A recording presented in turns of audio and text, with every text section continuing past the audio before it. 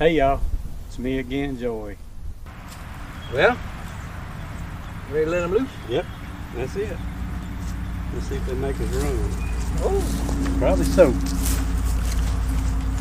yeah, that one tried to get after him, but other than that, what can you expect? I mean, can you blame them? Oh yeah, they're getting after us now. Go, Joey, go!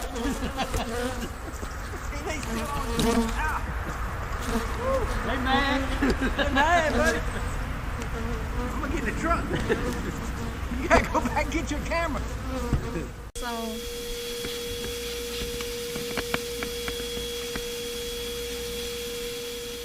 But also, just get as many as you can off the one next to it. Get out. You gotta move away.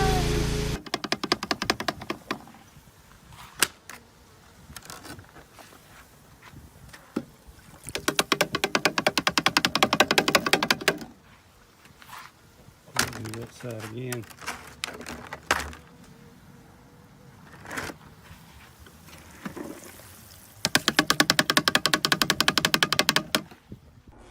Y'all ready?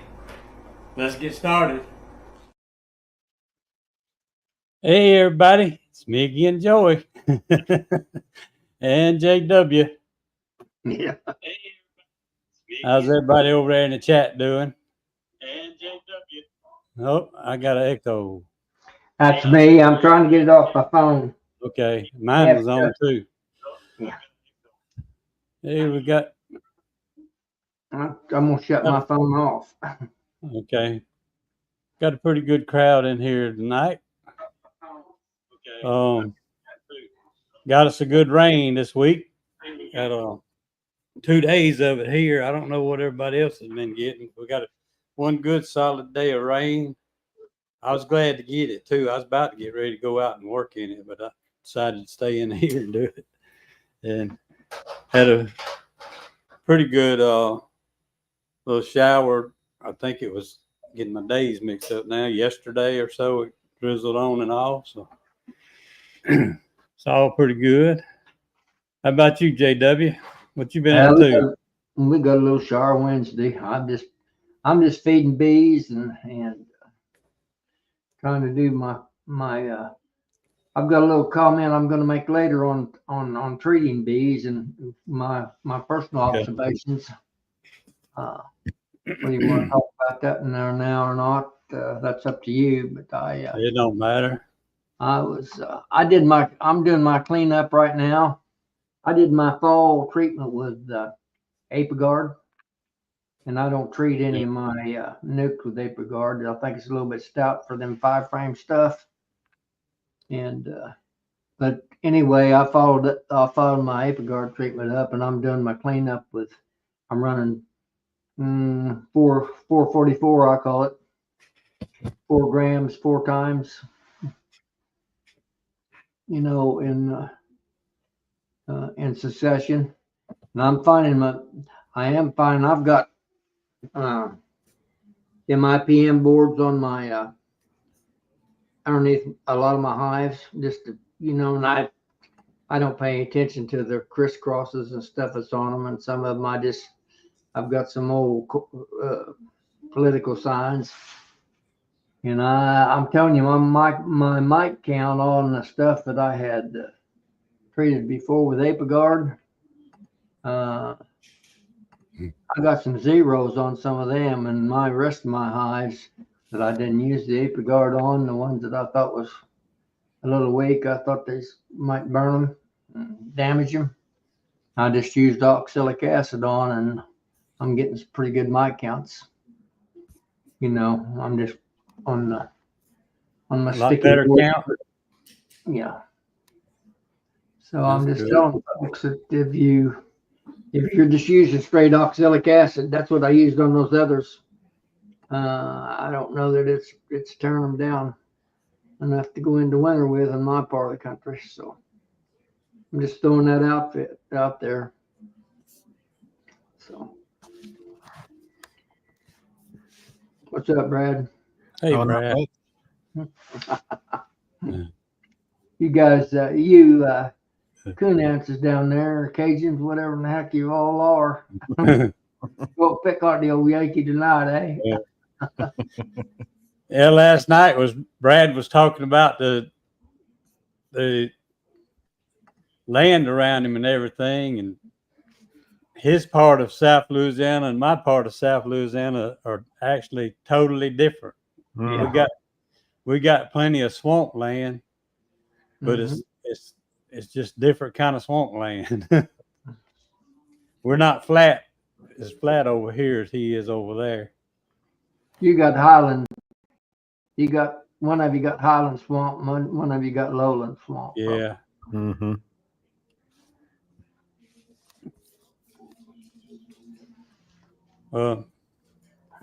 What you been up to, Brad? Nothing Oh, new since. no, yard work today. Yeah, that sounds like me, yard work. I don't even like talking about it. Cutting grass and picking up pine straw. Yeah. I had to build me some new feeders. I actually built most of them today. I built one yesterday with those totes. Uh-huh. Experimenting with it to see what it'll do. I think I missed some of these. I'm trying to go through these comments and see if anybody's asking questions or telling us something. I used to be able to connect to the comments where it says YouTube Connect. Every time I hit it, it goes through the sequence and it says continue and add, and it gives me the green check that you can then you come back and it's back to the same thing again. It just says join the Really? chat. Yeah, it just says join the chat all over again. You talking about linking your channel to it? Yeah. I've got it checked for it to do it. It's supposed to allow it. Yeah, I'm looking at all the comments on this side of my screen with you all there. Got it over on the side. Yeah. I guess that's Roy P. I don't know. It'll let me comment in the private chat, but it won't let me comment in the bee chat. On the comments? Yeah, on the comment side. Huh.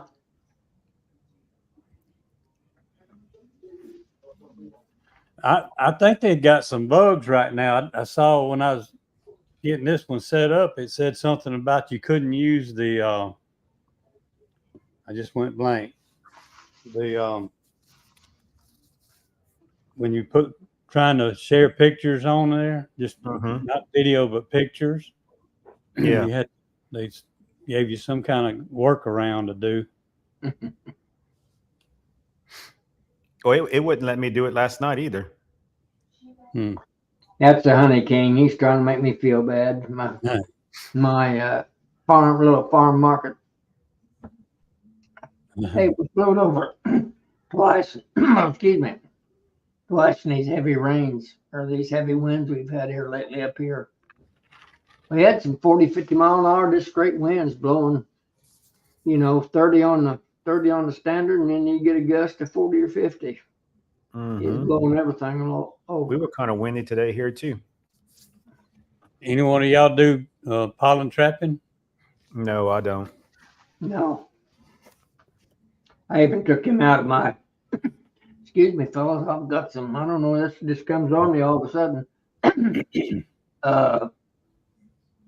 I've got some of them Apiary bottom boards that I purchased and put on some of my 10 frame hives on the bottom. I even took the pollen traps out of them. I don't keep it. Yeah, I got some of them too. I took them out too. Yeah. I never have time to keep up with it. No. Yeah. They get nasty.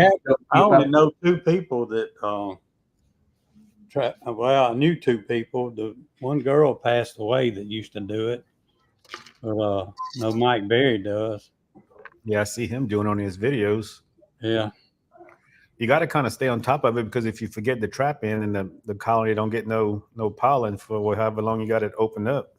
Yeah. There's my buddy. Mr. Ed here. Jeff, the link's up at the top. wherever that way, I think.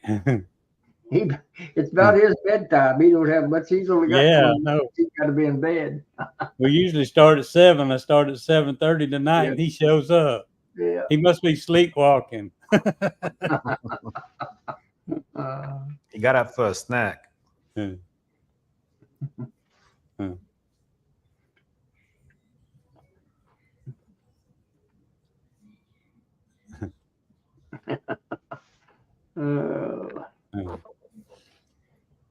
Too early for bed. That's not too early for Jeffrey. He goes to bed at, I think, 8 o'clock pretty religiously. He does get up early, though. He don't sleep late. He Yeah. does get up early. Yeah, like 3 o'clock or. He's kind of like some of the rest of us. He's got it's almost nap time again, time everybody else gets up. Yeah. I want to ask you, how many horizontal hives do you have? I see you got a good bit of them. I've got 4 with bees in them right now. And I think one of them, I'm still seeing bees going in and out of it, but it got hit pretty hard because that one that I had on the video, I don't know if y'all watched it yet, when I was talking about everybody's trying to rob everybody. Yeah. That one hive, that the first one I put the camera on, it was being hit pretty hard, and you can see some wax remnants in the ground. Yeah. So it's probably done for. I'll be going in it in a few days, probably. You make a lot of honey with those? They have been, but all those, most of those were reswarmed this year, and I had, put new swarms in them, and for whatever reason, it just didn't work out real good. I think I had 2 of them that made several good frames of honey, decent for the colonies. Yeah. And the others just made 2 or 3 frames each. But I tell you what, the way I'm keeping bees right now, I just don't have time to tend those long hives like I want to.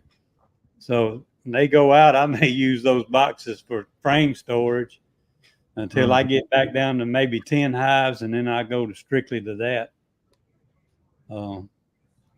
and work them. They take more time, Brad. I'm no expert on them. I just got the one that's occupied right now, but they take a lot more time if you haven't used them than your conventional or Langstroth type stuff. Why is that? I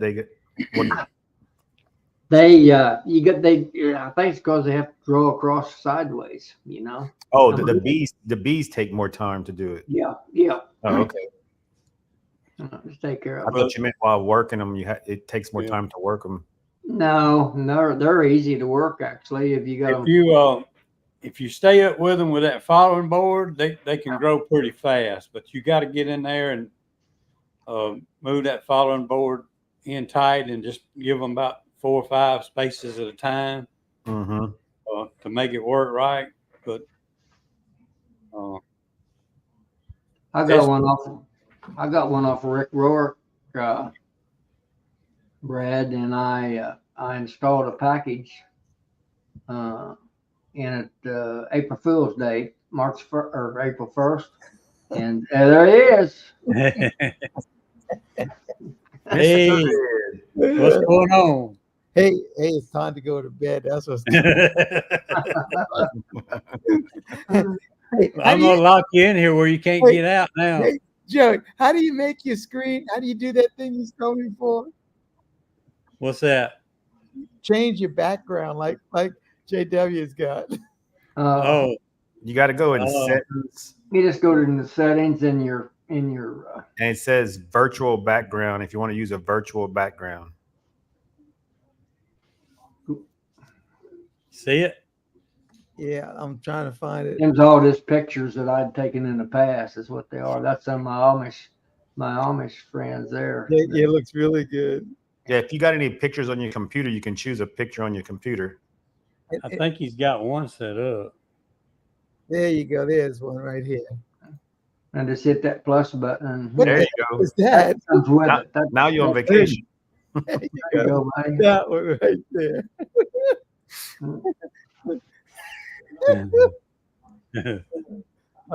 That's better. What you been up to, Jeffrey? Oh man, I'm telling you, Joey, you're talking about those robber bees. Them things are killing me. The last 3 cutouts I did, they took them. They show up fast, don't they? Oh, I'm telling you, it's so bad. I, I thought I outfoxed them the last time.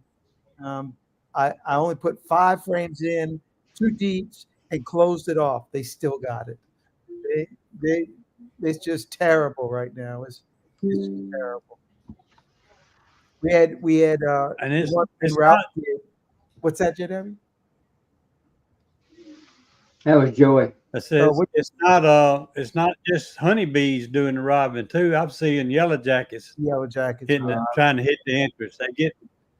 They getting knocked back out, but them yellow jackets keep trying too. It's very frustrating. You go do all that work to do a cutout. And when it starts, you can't stop it. You can't. I block them up, and it doesn't matter. They'll hang outside there for days. I've had them locked up for 4 days, and they still out there. If they still smell, they coming back. Yeah, like I've said many times before, you can lock them up, but you're gonna have to move it too. Yeah, you're gonna have to move the whole box and the bees that's hanging on to it to rob it. They'll hang on to that box. It's terrible. So today, me and Charlie shot a different kind of video. Look at that, Philip. that's the Texican. They're my cousin. Hey, everybody. One of the Mexican guys. He's the honey king. You know that, don't you, Jeffrey? That's right. You think? You didn't know I was royalty, Jeff? Yeah, he's royalty. No. But look, I got 3rd, but him and the other guy actually tied. It was a 1st place tie, so they had to break the tie. So I actually got 2nd place. Oh. They didn't even test my sample. Yeah, I emailed them, Tim and Hannah down there in Alabama. They had a little old contest, which he won, the king here. And he and from up north. And I emailed all my samples to them. They didn't test the one of them. Claimed they didn't get them. I can't believe it. See, I'm still mad. I wasn't going to get on until Joey said he was going to go down to 10 hives, and I had to call Boy Scout on oh that no, one. I'm not going down right now. When I do go to 10 hives, it'll probably just mostly long hives then. I was going to ask you what you're going to do with all that honey you make, and you're just saving it up so when you go down to 10, you can still sell to all your customers. You'll have 10,000 pounds saved up. Hey, Joey, when you go down to 10 hives, I guess you'll have a little bit more time to volunteer up the Abbey with me, right? Exactly. I was going to say that. He'll have time to help you, Jeff. That's exactly where I was going with that. Him and world famous Mike Gary. You guys can carpool over there. I'd be satisfied just to get back down to 20. I don't want to do it the hard way, though. I'd hate to just lose them. I want to sell them back down to 20. Yeah, you want some of that green back, huh? Yeah. Well, I went from excuse me, I went from 52 to 33, and I'd like to get down to an even 30 at least before the snow goes to flying, if we ever get any. So, man, that'd be beautiful. 30 hives, that'd be beautiful. Yeah. So how many you have now, Jeff? You keep saying you're going to go to 100, but you keep saying 160 or something like that. Yeah, I think we're at that 185 now. Wow. Yeah, he was gonna get on down to 100, and he got them hive lifters and another muscle man to help him, so he went back up again. Oh, that's right. That's That's right. That's Yeah, right. he's got muscle man. Yeah, that muscle man, he's a boom, man. That guy will pick up a honey super and it won't even blink an eye. A full honey super, deep honey super. He picks up. That's better than having like that lift Ian got. Yeah, right. He picks up 2 honey supers and then says, "Is that all you got?" You ain't even got to do that. You just point to which one you want to pick up. Yeah, I can hardly wait till next honey season because I'm gonna implement a brand new plan. So I ain't gonna talk about it, but it's gonna be brand new. Because I gotta see if it works first. But it'll work. Look at that, Joe. You got somebody from Kenya, Africa watching you. Yeah, he was with us last week. Oh. He's getting to be world renowned, not like that other coon ants down there, old Mr. Mike. I'm telling you, yeah, Joey and Mike, man, those guys, they both of them. World renowned. Yeah. I seen you chatting with an old boy from New Zealand the other day, or you had a New Zealander on yours, so you're not too far behind. Yeah, there's actually at least 2 or 3 from New Zealand that are watching mine regular now. All right, guys, look, I told you I wasn't going to be here for long. It's time for You me. can't go. You got 9 minutes for bedtime. It's only 7:51. All right, I'll stay on till 9. 8. That's it. 'Cause I'm ready to go to bed. This morning I was up early. This morning, the dirt rooster. I called the dirt rooster today. He was in someplace in Alabama with his wife. That guy moves around a lot, man. And he stays on the road, don't he? Oh yeah, World Famous Mike Barry was with them last night. They had a birthday party. His wife's birthday was Halloween, and they celebrated yesterday. That's a good question, DC. They will do that. Yeah. DC's been feeding them a lot, though. That's what puzzles me. If you weren't feeding them, I'd expect that. But since you're feeding them so much, that is kind of puzzling. In my opinion, them queens know when they quit they can handle, and bees that where you feed them or not, they'll clean out that larva if they get too much population for the colony. I don't know how they know that either. Tell us how they know that, Jeff. Well, they could be doing it. That's why they know which cell to pick when they make a queen. They just know. They just know. There's some things we will never know. That's one of the reasons I just let them do what they do. There could have been something wrong with the larva too. Could have been, Is tomorrow really the time change? I didn't know that. It is. Oh, it's right. We get to sleep an hour later. Oh, life is good. Not really. Your eyes are still gonna pop open at the normal time. Yeah. I stay messed up for several weeks after they changed time, both times in the year. Yeah. My clocks at the farm, I just leave on slow time all the time. I never do advance them in the summertime. I never could understand why folks do that, or why the government does that, or whoever's in charge, the king up there. All you got to do is just go to work an hour earlier and quit an hour later. If that's what you're so inclined to do. Why change the times? All you ever do is work, though, right? So it doesn't matter for you. Daylight to dark. I'm just like the old mule, out at daylight and then when the sun goes down. I like what Sometimes I don't get much accomplished. I'm making candy board frames right now. That's what I've done all day today. I've been sawing out candy boards frames. I like what Brad. Oh, I'm sorry. I like what Brad Hogg says about work.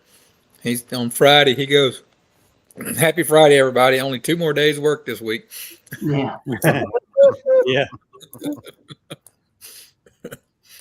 Hey, what you chewing on, Phil?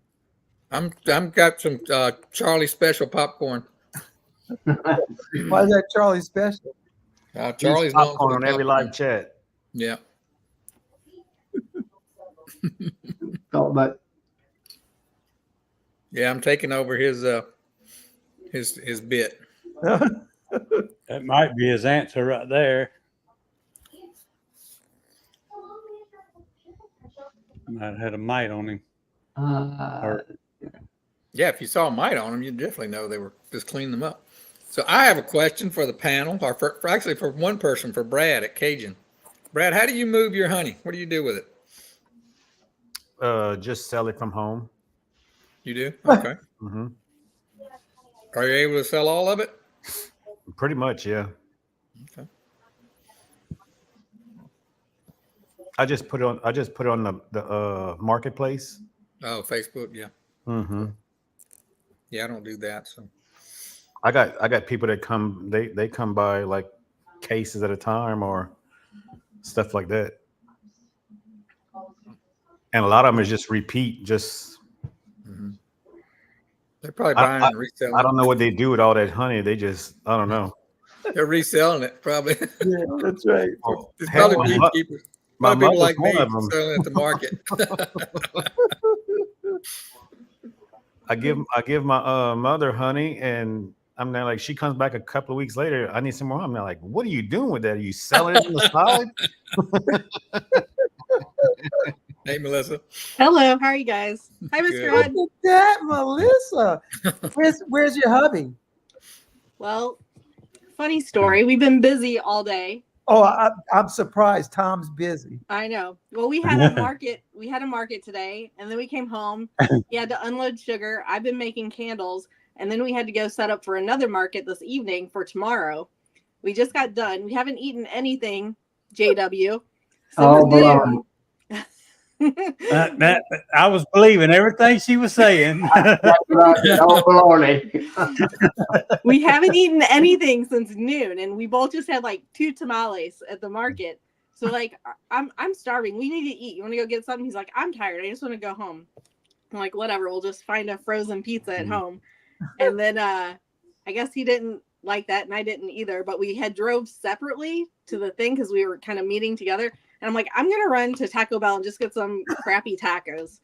And then I'm like paying, and he's calling me. He's like, hey, I called Hawthorne, JW, where we ate at the other day, and ordered us some burgers. I'm going to go pick it up. I'm like, oh, great. So he's on his way home with some much better burgers than my Taco got him out of yes as compared to Taco Bell or whatever. Yeah, threaten him with Taco Bell. That'll get you what you want every time. It's not like that bourbon honey. Oh, stop it. We actually had somebody ask us for it today, JW.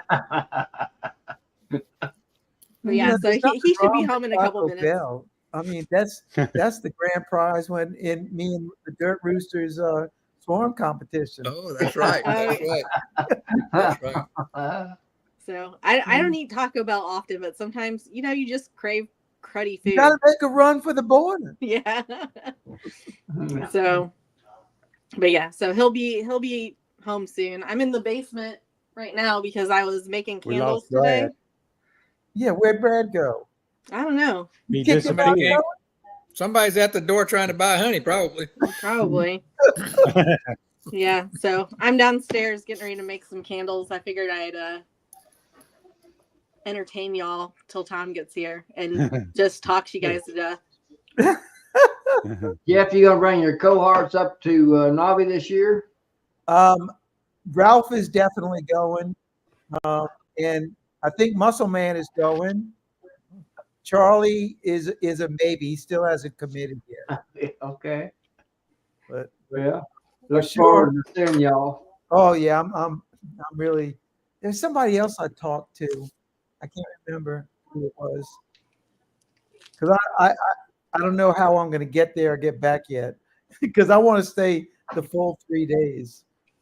Or maybe more. I don't know. We'll be there till Sunday. Wow. When are you coming? Go ahead. We come down on Wednesday, so the 1st, and then we'll leave on Sunday. Man, Yeah. y'all are really going to be there a long time. Oops. Well, if Ralph comes, tell him Brad not to left hide out out. this That was time. I his couldn't message. find him last year. Well, I know he left a day early. I know Yeah.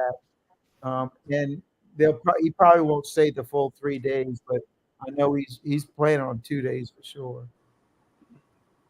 Well, it takes old diarrhea mouth there, Mr. Sossman, that long to get talked out. He can talk to a rock, you know. Oh, I know he can. Trust me. He's my buddy, though. I think a lot of him. Randy. Hey, Randy. Well, he's something else. Takes pretty good care of the old man, Jeff. Tom Sossman. No, he's a good guy. He was after we got done with our market, he went up to the shop with our one son, and he had bought 2 or 3 of those totes, those 2,200-pound totes of sugar, and so they were unloading the sugar into the storage barrels. I think he got 4, 8, 10 55-gallon barrels. Texted me, Melissa. Huh? He's already texted me and showed me all of it. Yeah, I think he got like 10 of the 55-gallon barrels and filled those up, and maybe 12 or 18 of the 18-gallon barrels and filled those up. And he set 3 aside for JW to bring to him this weekend when we see him. So he didn't forget about you. Those are 2,000 pounds, though, not 200. Was it 2,000? Yeah. Sometimes Sometimes they're 22, sometimes they're 2,000, I feel like. Yeah. But yeah. So we've been busy. Surprise, surprise. At least you might have knocked him out. He's laying over in the corner someplace. Got tangled up in his wig last night or night before last. The night before? Yeah, that wig was something else.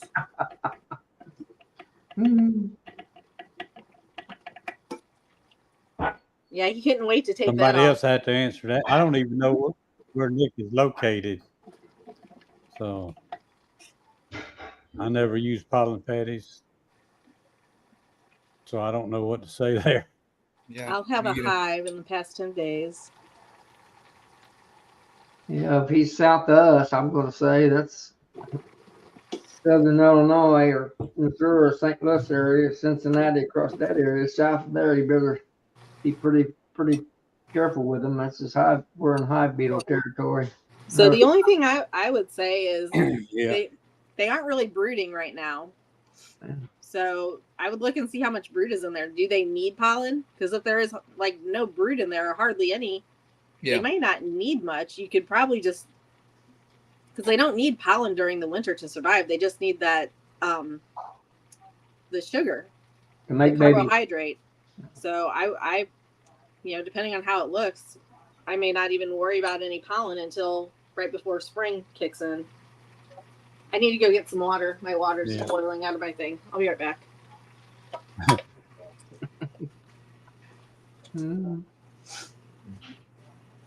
Well, guys, it's time. It's He's in Texas. We started out. I guess you know now, Joey. If you set your clock back now, you still got another hour to go. Nah, it's still my eyeballs know what time it is. Well, good night to you. All right, guys. Melissa, great seeing you. Tell Tom I said hello. I'll let him know. Good seeing you too. Good night, guys. Jeff. Good night. So, Nick, you're kind of in the same latitude as I am. I don't feed pollen, so personally. We feed it just in the spring. Only because to like span the gaps of like rainy days or when it might be cool and the bees can't get out or the pollen might get washed out. That's the only time that we really feed pollen. Or if I'm like grafting, I'll give them some Making splits to sell or pollen something like patties that. then. But But I'll tell you what, and Joe, Joe, you're probably the same way. Around February, it's ridiculous how much pollen those bees are bringing in. Oh yeah. It's pouring. I hadn't really paid it attention right now, but I usually always see pollen. A lot of times it's heavier than others. That light's annoying too. Sorry, that I light's would say our major pollen flow in my area is from red maples there in the spring. You know, I think they get more pollen and nectar from that red maples than about anything else that we got in my area. Several years ago, I made some of them little hanging pollen feeders. Mm-hmm. I made them just to do a video on it. Basically, they didn't hit it maybe 2 weeks, and then kind of slowed back down. Yeah, they'll hit that here in like December, maybe January. Yeah. That's about it.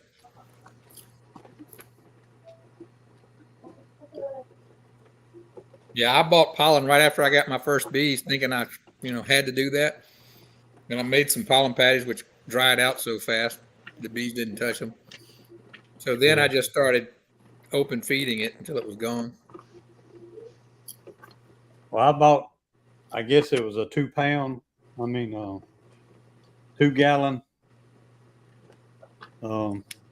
Yeah, I think it was a 2-gallon bucket of pollen. I used it that one time that I was talking about. It sat here for a few years, and Mike Berry asked me, didn't I say I had some? I said, yeah, you want it? I ended up giving it to him. Yeah, dry pollen's sub. We don't really use to. Like, I have a 50-pound bag of it. Well, it's not 50 pounds anymore in my cabinet here. But the only time I use the dry pollen sub is in the early spring when the bees are getting on my neighbor's bird feeders. I'll put like a pan of it out so they come back to our house instead of bothering our neighbors.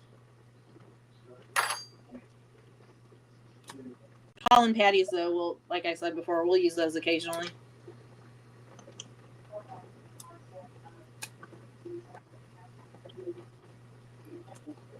Benchmarking Africa. So what did everybody else do today? I had a market.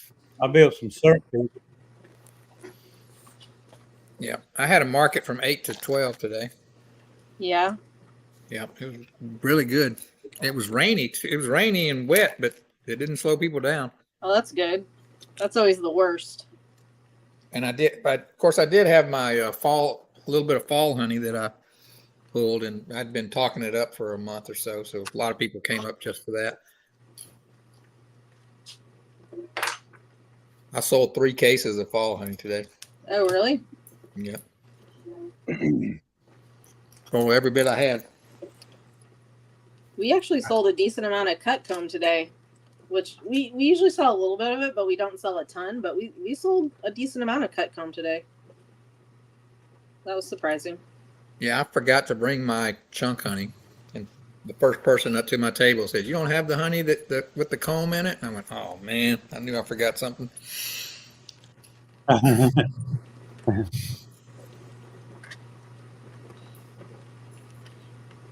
Not want to open. I'm going to have to try to do that.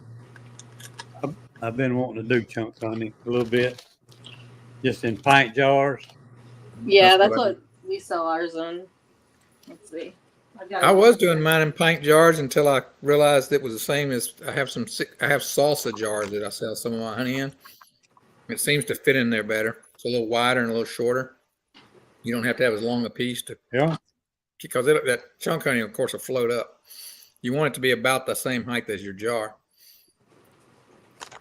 But yeah, I don't sell that until I sell out of comb honey. So this is, you can't really see it good. The light is, there we Yeah, go. we see it. Shows. Yeah, it's nice. And then, so we do it in the light and the dark. And you can't really see the honey or the comb in there because it's so dark. But we store it in the freezer, in the deep freeze, so it doesn't crystallize in the comb. Oh. So I'll take it out of the freezer like the night before market and let it kind of acclimate. And then when we get back, whatever doesn't sell goes back in the freezer. Same with our cut comb honey. Same process.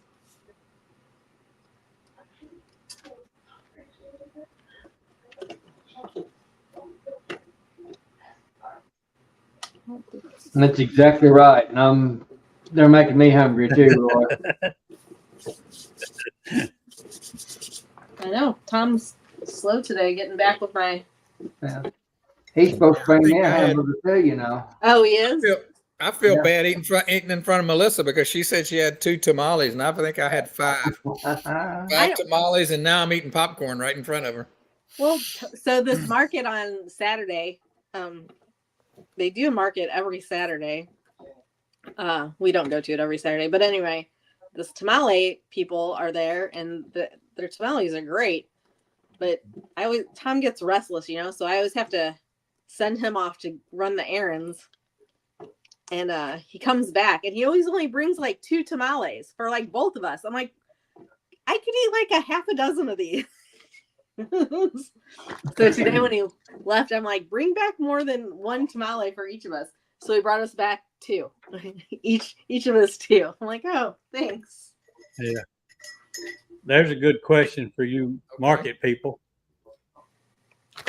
It says, okay, he wants a number of bottles, huh? So I don't go by bottles. I go by dollar amount. Yeah, I sold, because I kind of keep up with sort of what's selling. It changes week to week, but Yeah.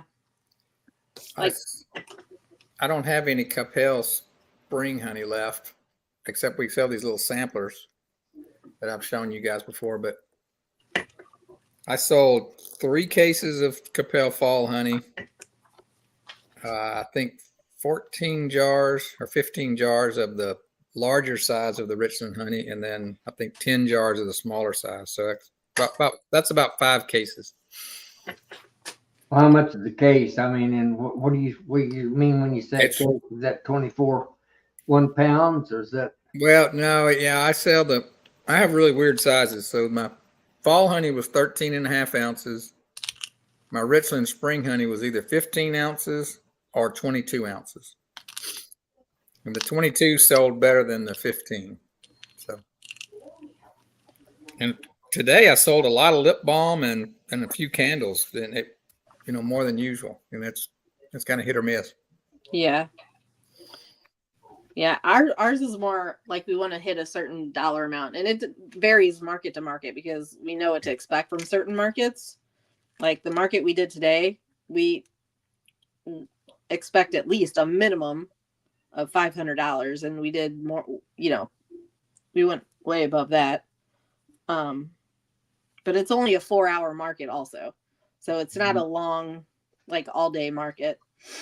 The one tomorrow is at a church fall festival. So I'm not sure how that one's going to go, but it's a local church. We don't have to go far. So even if we only make a few $100s, I'm not going to be sad about it. Yeah, mine's a 4-hour market too, and I'd say a good, what I call a good day is about 800. But yeah, the last couple of weeks I've made way more than that. Yeah, I would agree, but I want to at least hit the $500 mark if I'm doing a 4-hour market. Yeah, I think the lowest I've made is like 550 or 600 over the last 2 years. And that's really been surprising because when I went there, I was like, man, I need to make at least $250 for this to be worth my time. And I've never made less than twice that. Yeah. It's taking forever to melt. Yeah, Tom always he needs to move and be busy, so he's like, I hate going to markets unless I'm going to make a good amount of money. I'm like, I can't guarantee you that every time. Sorry. Philip, I had several people test your Capel honey, That's cool. and almost every one of them, when they first tasted it, they said fruity, and some of them, right after they said fruity, said peach. So, Now, wait a minute. You sure that wasn't the Richland honey? You got both of them, right? no, it's Capel. Okay. Because that, I have to look. I think it's Capel. It's the one we was talking about the other day, whichever one it okay. is. Is it in a square jar? If it's in Yeah. a square jar, it's Capel. If it's in like a honey pot jar, it's Richland.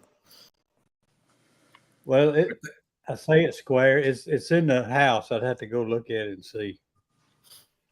Was it the one that was in that little gift basket? Yeah. Okay, yeah, that one was Capel, and it's square, but it's got like rounded corners on it. That was like I think that was a 6-ounce jar, probably 10-ounce honey weight in there, something like that. Yeah, that's a jar I buy just for like gift baskets. It's a little smaller, and you can put other stuff in the box with it. I think I'm looking at it then.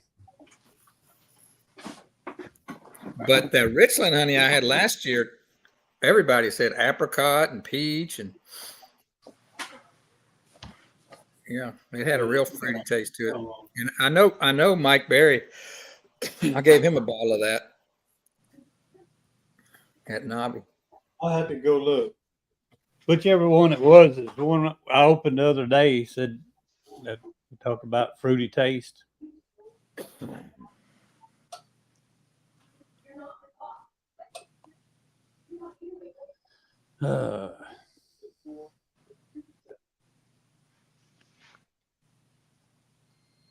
Always when you do a show and tell there, Melissa, you can get in there and promote all your candle products. All my candles.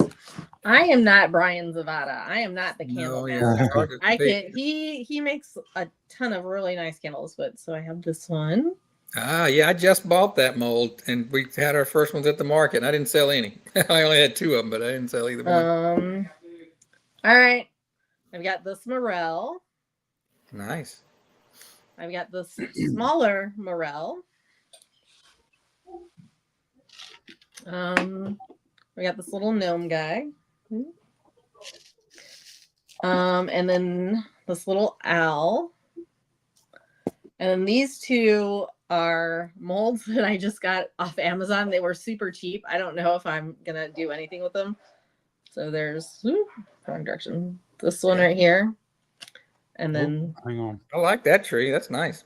Yeah, so this one and this one. Yeah, I almost ordered those. I was looking, and I bought some off Amazon too. My little skep came off of Amazon. Yeah, the one skep so this skep was in that lot of things that Tom bought that he was talking about a couple weeks ago. It's actually this mold right here. Yeah, mine takes like less than 2 ounces of wax. Like I have a smaller one. Here, hold on.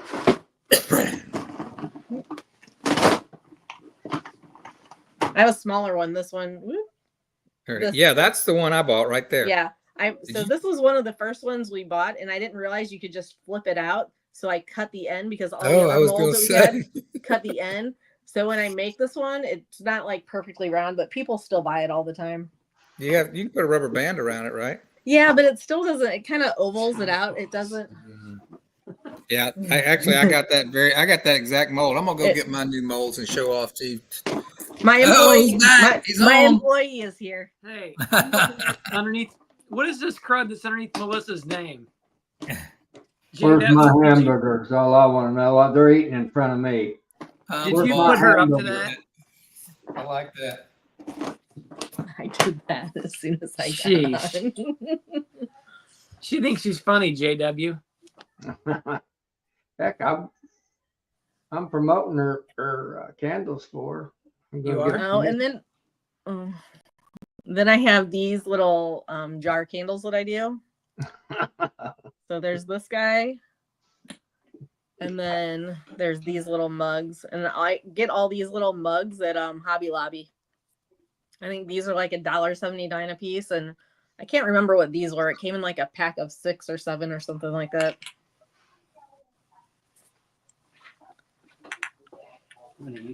Joy, did you tell her how much we charge for advertising on your stream? Huh? What? This isn't for cheapies. This is the real deal. You're on here with Joy Rawls now, sweetheart. You're gonna have to start. If you're gonna Hey, advertise your candles, you're gonna have to pay the piper. hey, you better calm down. I've got 2 barrels of sugar here that I got you on the cheap, buddy. I want a hamburger. She promised me you'd bring me a hamburger. Oh, these burgers are really good. Well, hey, it's had it's from one. the restaurant that we went to. That. Yeah. The morel molds were from Be Light Candle. Be Light. That's not so cool. I really like that. That's okay. I need to flatten the bottom still. They're a little weird. Yeah, the morels were from Be Light. Beelite. They'll be at Nobby. Yeah, they'll be at Nobby. Yep. Okay, this was my scap mold. Looks a lot like yours, Melissa. And this is the candle right here. Yeah. What do you sell that for? I want to know compared to what we sell it for. $6. Oh wow, I'm cheap. I saw that for $3. But I didn't sell any today, so you may be better off. Well, they're so little, and these little owls, there's even less wax in those. I sell these for $3 also, and I think even the little morels I might sell those for. I don't know. No, I did sell. This is it's smaller than I expected it to be when I bought it. It's a pine cone. It's got a real nice silicone mold on it. It's real stable. Yeah, so those Christmas tree ones, these are the molds for them. They're very floppy. This is the candle right here. Yeah. Oh, I like that. The label. It's a little pine cone. I did sell one of these today. Mm-hmm. I also sell it for X. I think I weighed it. It's 1.7 ounces, and I think this is 1.6. So yeah, I was selling everything at $10, but these are so much smaller than my other candles that. Yeah.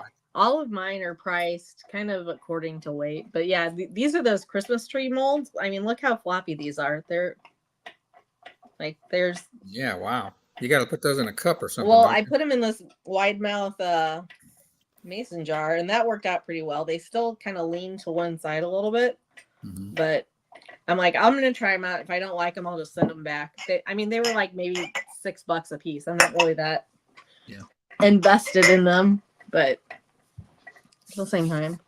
Then I have all my candles are set up at this market for tomorrow. So these are just the ones I've been working on today.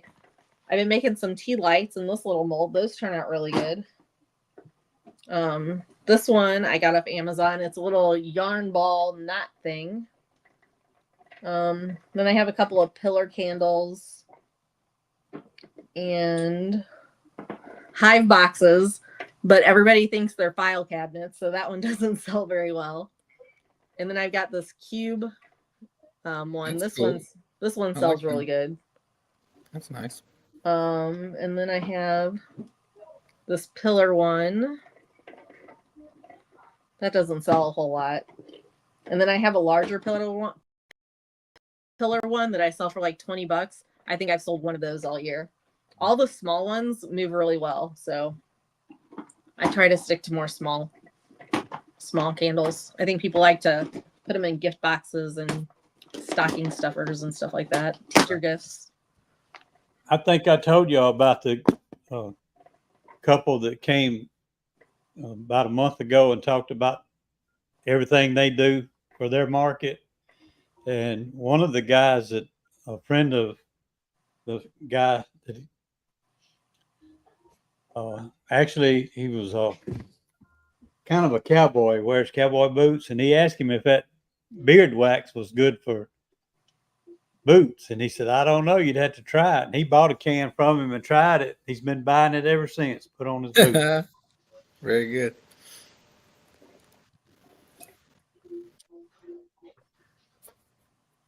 So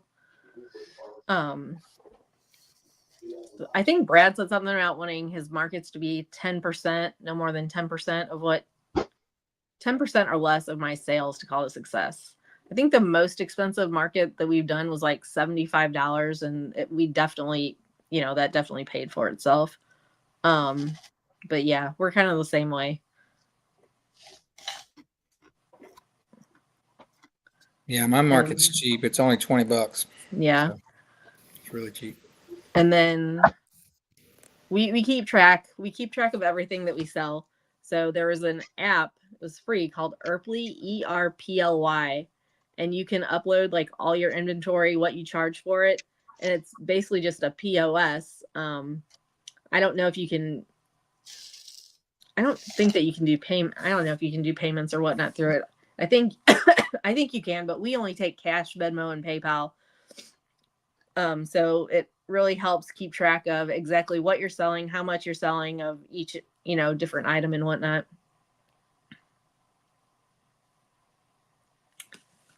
So, Brad, I have to ask, you commented to one of our videos the other day that I think the feed tote one, and JW commented also, and I was leaving a smart aleck remark from Tom to JW, but I accidentally posted it to your comment.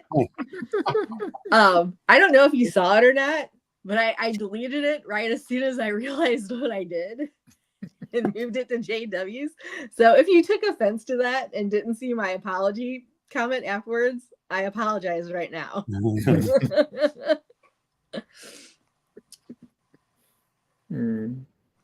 I'm wondering about that statement.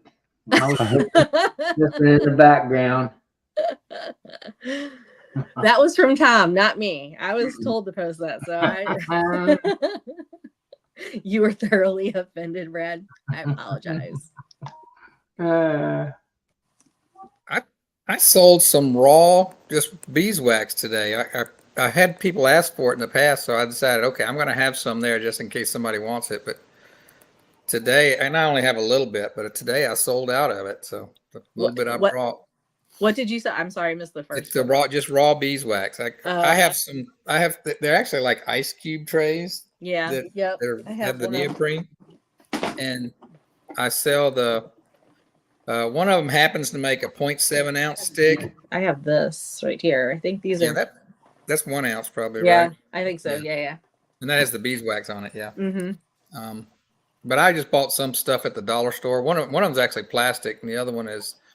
It's got some neoprene in the bottom of it, but it looks one of them's an ice cube tray. I think they both are. But I sell it for a $1 for a 0.7 ounce bar. Oh wow! So that comes out pretty good price for wax. Yeah, I can't remember when I don't have these very often at market unless somebody requests them. But I can't remember what I was selling these for. But somebody bought. Like I said, I've been making these tea lights, and they're tiny, right? They're just tea lights. Right. I do 4 of them in a package, and I was just trying them out because I just started making them. I sold them for like $5 for 4 of them, and a lady bought them today for utility wax for her. Thomas, what was it? Was it for her cutting boards? I don't know. Something she wanted. Oh, he says I'm the boss. I should know. Anyway, she wanted it. We call it utility wax. So I sell usually my yellow wax I keep for my lip balms and my candles and stuff, right? And then I have, so here, let me show you guys. Let's see, it's my wax stack. I got a lot. Then this darker wax, which is probably like from cutouts and brood comb and stuff. Yeah. This is what I melt down to make like those little utility bars that people want to use for tools and, waxing things. Or if we're going to wax comb, this is what I use.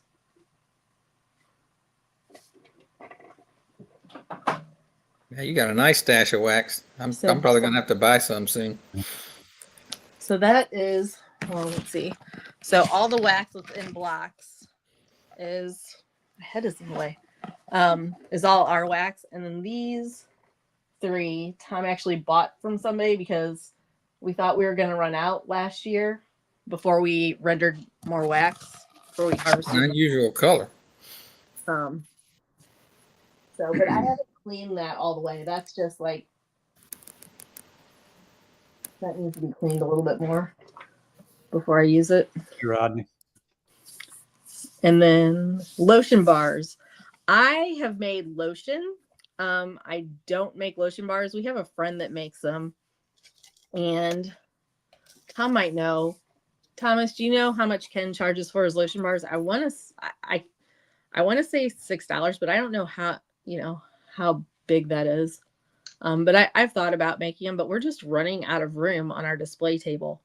We've only got so much room, and I don't want to rent 2 spaces if I don't have to. I had a lady ask for a lotion bar today. It's the first time I've ever been asked about it. Yeah, I get asked about them fairly often, and I just kind of refer them to our friend that makes them. I like the thought of making those rather than making the lotion, because you don't have to have a container. Really, I mean, you know what I mean. Not to fill a container.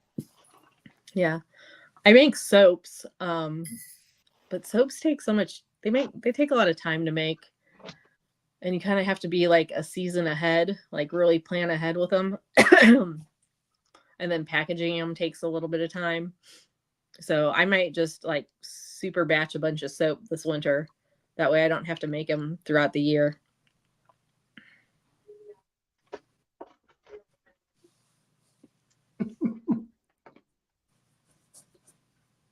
Yeah, we make our stuff along the way, but I don't have very. Today I had more candles than I've ever had, and I think I had like 20. Yeah. I tell you, those little mug candles, our best sellers are these little mugs. Yeah. Okay. And those little owls, that cube, and the morels. Those are probably our best sellers.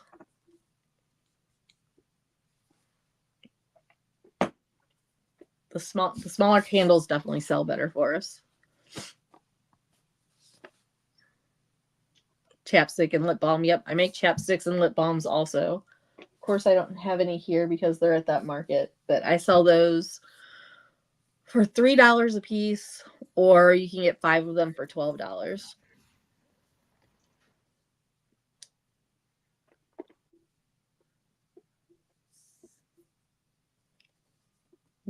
So the candles during the year didn't really sell a ton for us, but they've really picked up these last few markets. I don't know if people are just like have gifts in mind or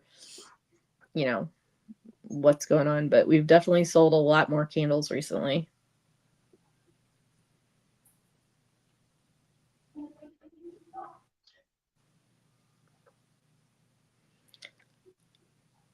Yep, they do. And clean up for making soap is a pain in the butt too. I hate cleaning up after making soap. My wife and the grandkids get together every now and then and make some lotions and some soaps, but she never makes enough to sell. Yeah. Just makes it for them.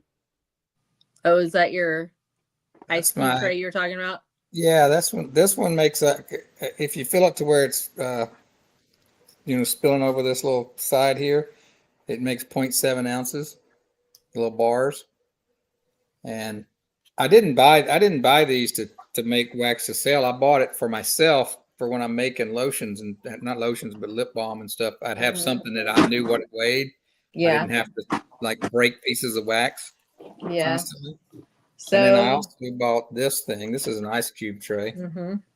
And it's got like a rubberized thing bottom in it. So you can push them out real easy. But I marked on the sides, I don't know if you can see that. It's got a 1 ounce and a 2 ounce mark on it.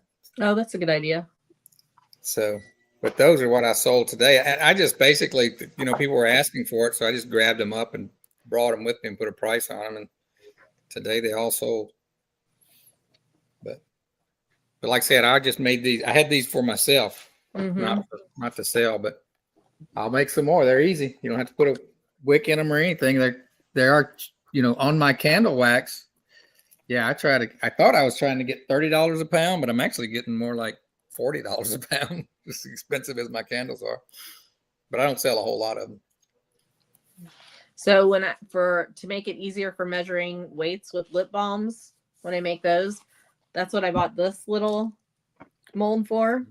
Right. And it's, these little, I just have a gallon-sized Ziploc bag with just little cubes of wax, and it's easier to weigh out.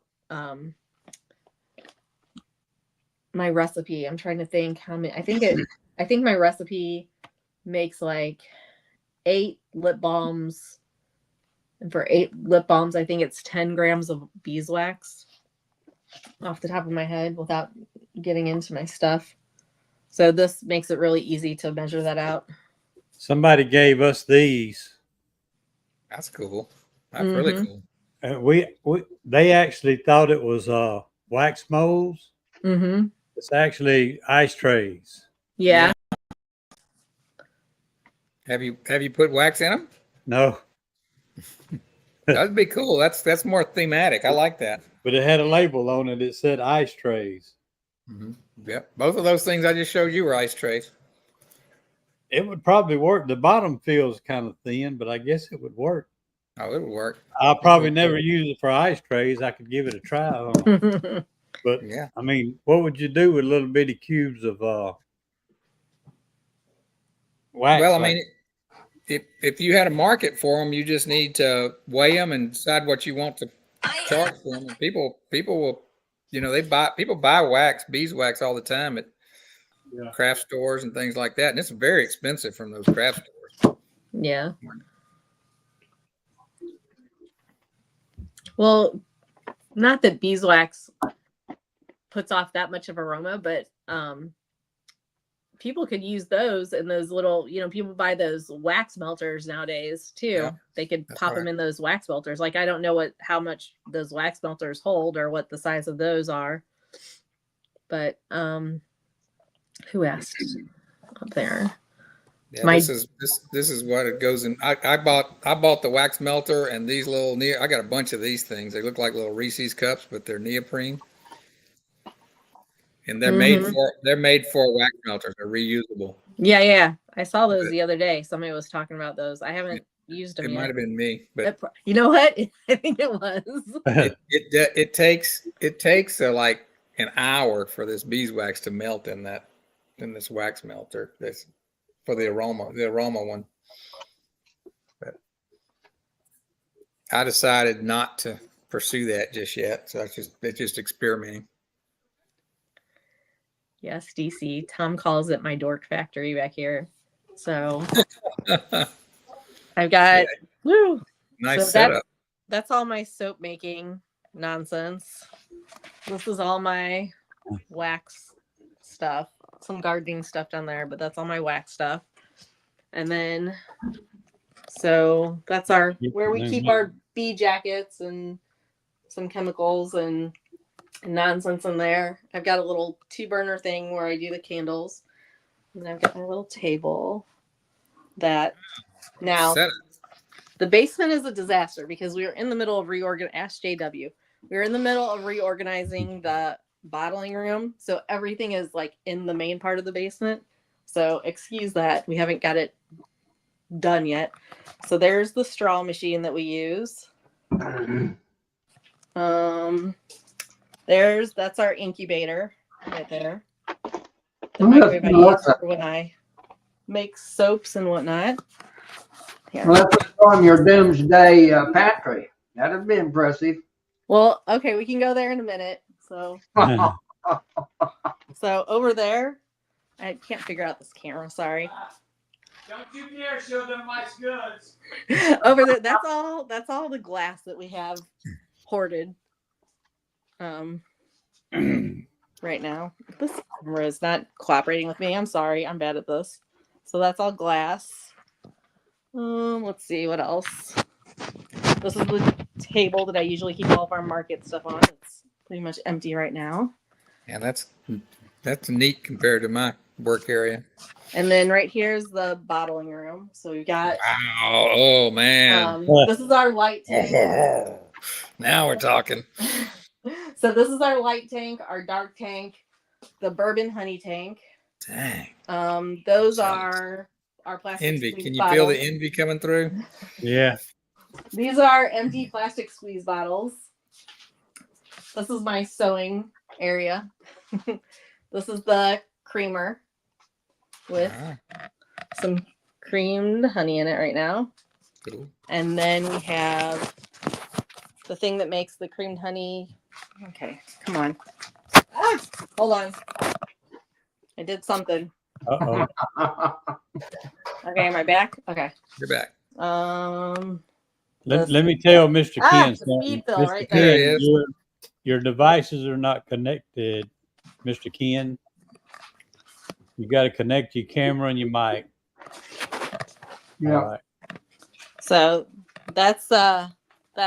And then JW is talking about our doomsday thing. So Tom is a landscaper, right? So in the winter, our only income is if it snows. It doesn't always snow. So ever since our kids were little, I've always stockpiled food that we could like eat for 3 months in case he didn't have enough work in the winter. So everybody always says, "Hey, can you take me to the grocery store?" So I've got kind of a mini grocery that's store nice. in our basement at all times. And I get I made don't know fun if of I for saw it this one. always. Did you see that question? No. What's that? When you start flavoring your cream honey. Oh, yeah. Yeah, as soon as things start kind of slowing down here, sometime, who knows when, then we'll work on that. What's in the creamer right now is going to be plain. And then I think the next batch, we're going to start flavoring, experimenting with flavors anyway. So I was going to try to make some creamed honey. Let me just share my story with everybody so maybe they can save them some frustration. But I was going to try to do it in my KitchenAid, 15-minute. I talked to Brian, 15 minutes on, 45 minutes off. So I went out and ordered this thing right here. Mm-hmm. It's a digital plug, basically. And you can set it, a lot of different settings, but you can set it to come on and off on whatever intervals you want, continuously or for a certain amount of time. It's got a cool name. It's called, let's see if we can see it, Tech Bee, B-E-E. That's what it's. Yeah, it's in their little tagline is "It's the bee's knees," but it works fine. There's no problem with it. But my KitchenAid mixer, when there's like a power failure or something and the switch is on, it turns itself on and it won't turn itself back on. So this doesn't work with a KitchenAid mixer because you have to manually turn it off when there's a power loss. So kind of foiled my evil plan. You had to buy your little UPS to go with it. What's it won't that? lose power. Well, that's the thing. You want it to lose power so it'll turn the mixer off. See, when this thing turns off. Yeah, okay, I got you. You see what I'm saying? The mixer goes off, but when this thing turns back on, the mixer doesn't turn it back on. It's got some kind of little safety feature, probably. It's like, your oven does the same thing. I'm sure a lot of people's TVs don't come back on when the power, things like that. But it's got that. So now for me to make creamed honey, I'm literally going to have to use that to turn it off so I don't leave it running too long. And then like set a timer on my phone to tell me when to turn it back on again. And I'll have to be around, that was my whole point. I could go do whatever I wanted and it would keep making, but oh well. Got to give it a try. Yeah, I'm telling you, that speed fill thing, if you're making creamed honey, is so worth the money because I can't even imagine trying to bottle creamed honey by using a scoop or a honey gate. I mean, it would just be such a mess because it's so thick. I feel like it would take forever. That speed fill is such a time saver. It's amazing. I'm surprised. I guess it has a lot of power to be able to pull that because that's really thick. So Tom was, when we first got it, he's like, I don't know, Melissa, I don't know. But it does. It works amazing. That's cool. It's great. And the first time I did it, I actually left because I wanted to get the honey because we use our dark honey to make the creamed honey. And I wanted it to get like as light as possible because we have a friend who did it and his creamed honey is like white. and it's amazing. I'm like, I'm always in competition with them. I'm like, I'm gonna make my creamed honey nicer than Michael's.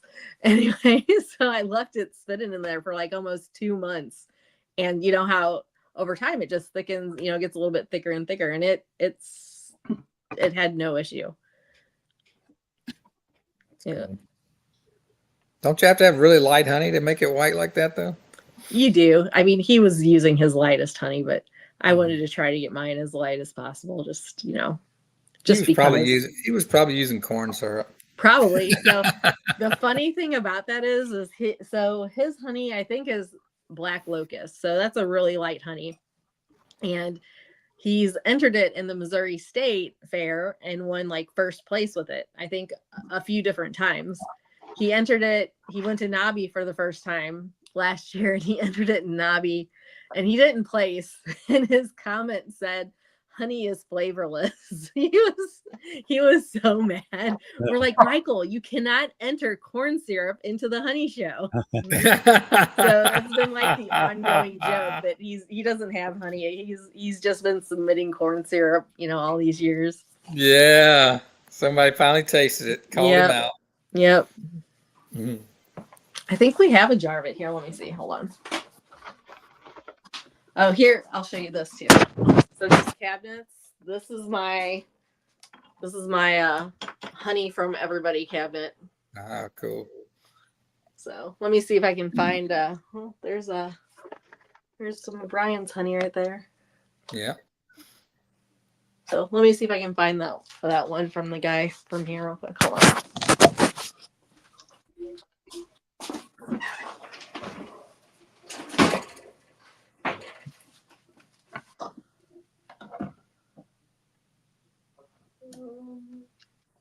Here it is. It's a little crystallized, so the real color is not gonna come through. Yep. That is nice. It's light. It's very light. Yeah. Like I said, it's pretty crystallized right now, so but it's a really pretty honey. Corn syrup or not. Almost looks lemony. Yeah.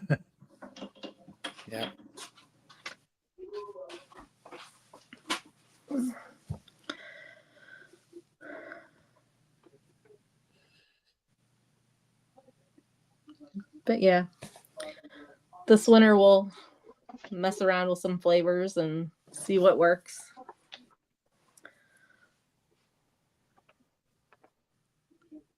I'm thinking about using Brian's honey, Brian at Flower Street's honey as my seed. We'll see. Yeah, I don't know how much of a container he sells, but It's a pretty honey's small one. It's a Yeah. pretty small one, but I'll just do 9 or 10 times that amount. It's going to be in the KitchenAid mixer. It's not going to be much. So I tell everybody that if you steal from me, you stole twice, because I steal all my ideas from Brian. Brian does have a lot of good ideas. Brad, I'm just on my iPad. I'm like, I didn't realize that it did that, so I'm like, huh, that's kind of cool.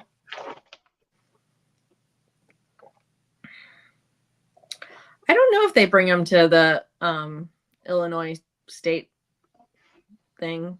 Not to my JW, is there a knowledge. honey swap next weekend? Not to my knowledge, Melissa. I'm not saying they don't, but not to my knowledge. I'll go get the stuff that we use for seed and show you guys what that is. It's not out here. It's back in the bottling room. I'll be right back.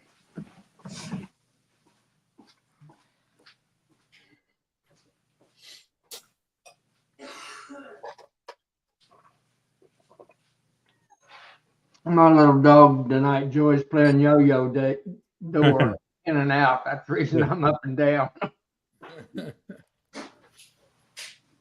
Yeah, we got our granddaughter's puppy here right now, and he's in and out, in and out, in and out. That's what he's doing tonight for some reason. All right. So the first time that we made creamed honey, I made the seed myself. And it was really good. I spent a long time getting it the exact texture I wanted. And then I guess somehow some larger crystals got in there because I was just filling my I was using a 5-gallon bucket at that time to make it. And I was just filling it from our bottling tanks. And so I think some larger crystals got in there. I wasn't using the dice method. So when I decided to make it again, I'm like, I am not going through that to make my own seed again. So I bought this. Oh, yeah. This is 12 pounds. I really like the texture of this. It's very smooth. I can't tell you off the top of my head how much I paid for this, but Did you get a big enough container of it? well, so Why it's didn't you get 12 the big container? So I'm using the dice method, right? And so the dice method says 1 to 10 is your ratio. 1 part creamed honey to 10 parts liquid honey. So I was going to do 120 pounds, 2 5-gallon buckets of honey. So I needed 12 pounds of seed to accomplish that. Yeah. Yeah. Carl just said $79 is what that cost. Yeah, it's something like that. It was yeah. But So it's really good texture, and this got lost in the mail for like a week and a half, and I called them and they sent me I think originally I ordered 2 tubs of it, and I think they sent me like 2 more tubs. No issue. They looked up the tracking and saw that it hadn't gotten to me, and they couldn't find it anywhere. And like 3 days after I got the new shipment, the original shipment came in. So, or no, they shipped them separately. I got one of the tubs. The other one got lost in the mail. So they sent me a new one. So I ended up with 3 instead of the 2 that I originally ordered. So Carl said, don't overthink it. He said he started with a drill and paint mixer. Well, and that's what I did too. Well, I got a funny story about that, because one year I harvested some honey out at the farm, and it was crystallized in the comb, and I couldn't hardly get any out of it. So I said, you know what? If it wants to crystallize, I'm just going to mix it up with a paint mixer and put it in jars and put it in the refrigerator and let it crystallize. And sell it as creamed honey, or give it away as creamed honey, or whatever. So I did that. I put the paint mixer in the drill, but I made the mistake of picking the drill up a little too high, and I got honey all over the dining room. Just when it came out of there, oh my gosh, it was awful. It was absolutely awful. So using the dice method, you have to bring your liquid honey to 160 to make sure everything is completely uncrystallized. You don't leave it there. You just bring it up to that temperature, and then you rapidly cool it. I actually just take it and pour it into the creamer at that point and let it cool overnight, and then the next day I add my seed to it. Where's he Brian? been? Yep, there's Brian chiming in. His ears were burning. Yeah. So there was somebody at our market today, Brian, who just got back from Colorado. Like, oh, we just bought some honey in Colorado. I'm like, oh, really? Where were you? Were you in Denver? Like, yeah, we were. I'm like, I wonder if you bought honey, because they said they bought it at a market. Like, I wonder if you bought honey from our friend Brian. I go, his company's Flower Street Farms. He's like, yeah, I think maybe. And I guess he had a picture of the bottle on his phone, and he shows it to me. And it's that Bjorn company, Brian. I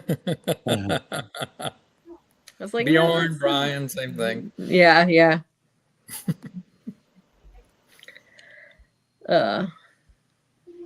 Coming home from the state meeting, fun. So yours was this weekend, ours was last weekend, and Illinois is next weekend. Oh, fun.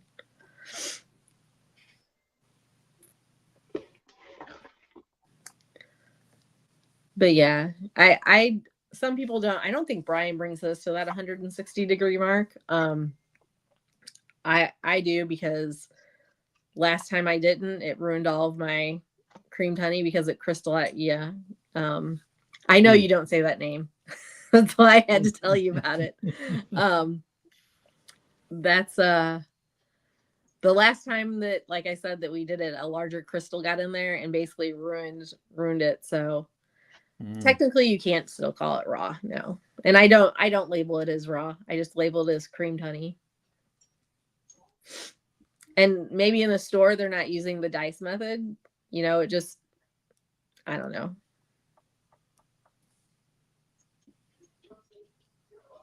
And again, you're not like keeping it at that high temperature for an extremely long time. No, I think it's important that it stays smooth. If it gets hard, nobody's going to want it. Yeah. That could be an issue with my Richland honey because it does tend to crystallize on its own if it gets cool. And I have a feeling if I make creamed honey, I'm going to be chilling it. Yeah. And we you know, you're supposed to, I think, store it at, Carl, you can correct me. Is it 57 degrees you're supposed to store it at to set it? And we don't do that. I jar it and I put it in our fridge that we have down here in the basement. I think 140 Fahrenheit, Brad. I don't know what that converts to Celsius, but I think 140 Fahrenheit is the number that's banded around here. Yeah, I'm not sure. Is the maximum temperature to bring honey. Yeah, when you try to look all that up, it goes all over the place. Yeah. I think it was Bob Benny had said something about, you know, the honey deteriorates, you know, the warmer you take it. It just, how long are you keeping it there is how fast it, you know, deteriorates or what breaks down. So yeah, he had some kind of a several chart. guys I know that do that just to get rid of the yeast. They raise it up and bring it back down quick.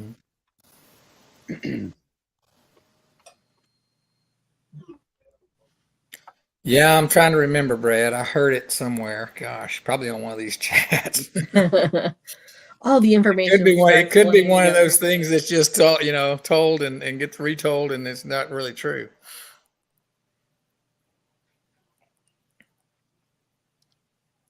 Yeah, I think it might be like a pasteurization temperature. I don't know that commercial beekeepers use. Yeah, I'm not positive. I've heard a lot about 120.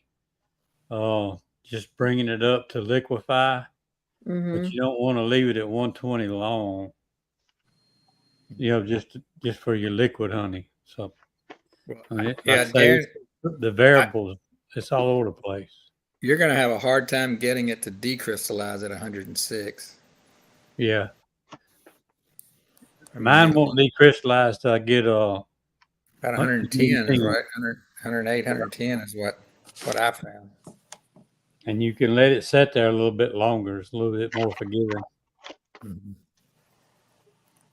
I'm not talking about for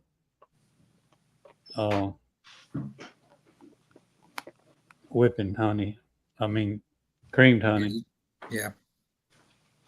I set you up on the laptop upstairs so you can get on upstairs. You can do too? Yeah. Yeah, that's what I think, Brad. And I think that just means not heated above a certain point, whatever that is. I never heat mine up to unless I'm trying to decrystallize it above 110. Or you know what? If I put it in a hot water bath, it's really it's hard to say how. One of these gallon. How you don't know hot it is. That water is definitely at 100 and probably 60 or 180, but it's not being heated. It's cooling from that point, and that's got to get all the way into the honey. So who knows what temperature the honey gets to. So I think the incubator I set down here, like when my honey starts to crystallize, so we only bottle it like as we need it. So we typically don't get a ton of crystallization unless we have a long time between markets or something's just not really moving. But when I put it in there, I'll put the crystallized honey in there and set that incubator at like, I don't know, 110 for like a day. And it's usually overnight. It's usually pretty uncrystallized by the next day. And, come to think of it, I think the 140 number I heard before was when it's going to damage the enzymes in the honey is that wasn't necessarily a pasteurization number. I think it was, they say when the enzymes in the honey are going to be destroyed is at about 140.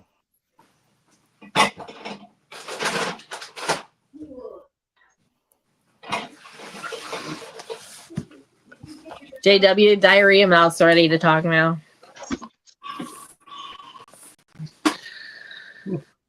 How was that hamburger? It was really good. I Who's was mine? enjoying it. So I want I'm gonna leave and go eat mine now. to Did you politic You enough? were gonna get another 30 Sure he minutes. left you something? Go ahead. Yeah, I she don't know, has what- she has her own burger, and then I left her half the salad. What kind of burger did you get me? Cheeseburger. Oh, okay. Hey, I have a question for you guys. I don't know if you're gonna be able to tell by this or not. All right, I'll be back. Do you guys see this big jar here? Sure. Stop moving me, lady. I don't know how tall this thing is, but I got a whole bunch of glass from somebody, and I'm guessing. Those are wide mouth balls. Well, I know that because it says it, but that part I figured out, smarty pants. But He didn't I'm know you guessing- could read. I know, right? Yeah. I'm guessing that's a. Damn. Think that's a half gallon, or is that a bigger than that? Because this is pretty big.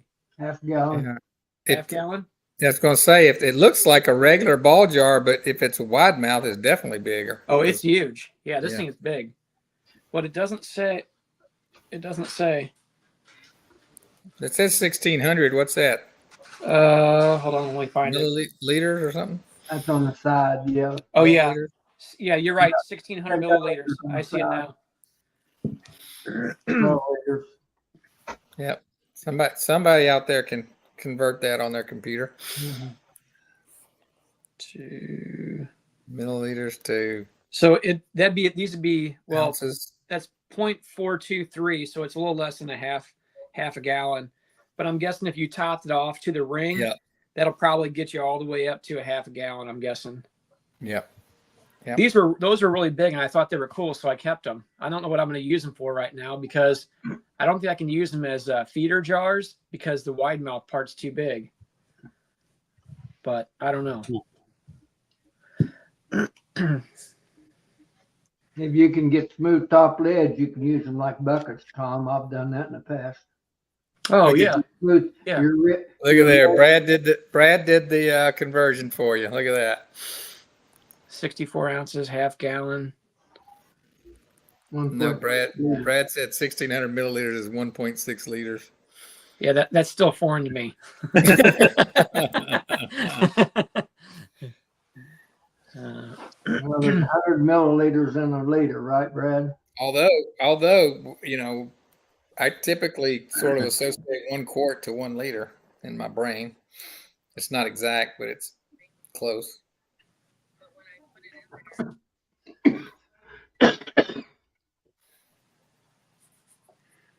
A quart of honey will weigh out 2.6 pounds, Brad. And if you fill them right to the brim, bottom of the lid. I weigh them all. I thought you could get it 3 pounds, but I guess not. No, you can't get 3 pounds in a quart, to my knowledge. He's going all around it.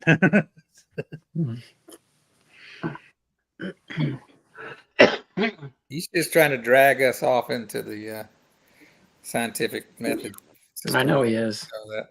Into the then drag us off to We're going to give you the cubic inches in a minute. the rest of the world.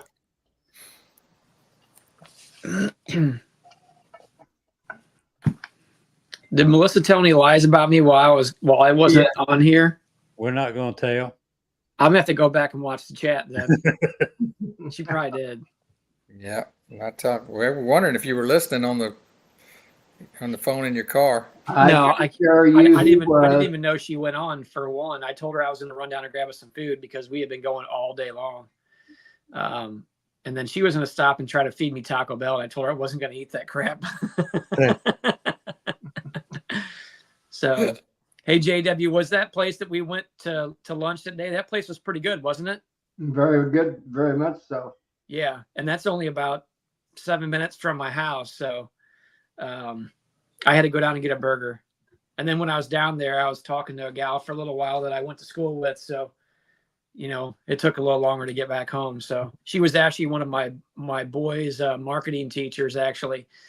So I had to ask her, I'm like, you know, when they were in the class, I'm like, honest opinion, don't tell me something just to tell me. I'm like, how were they? And she said they were really good students and they're always really kind and helped out. And I'm like, okay. I'm like, did they pay you to say that? And she said no. So we need to give Carl the proper respect of his dad joke there. Put it back up, Joey. Which Two one? bee brats. The two bee brats comment. If it's yards. Yeah, that's right. Yeah.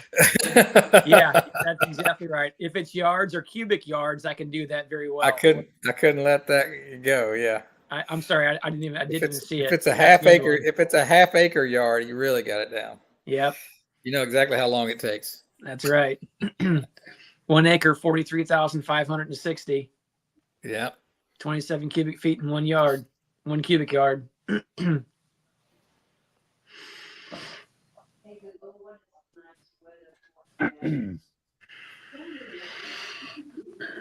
So next week is the Illinois State Conference in Springfield, Illinois.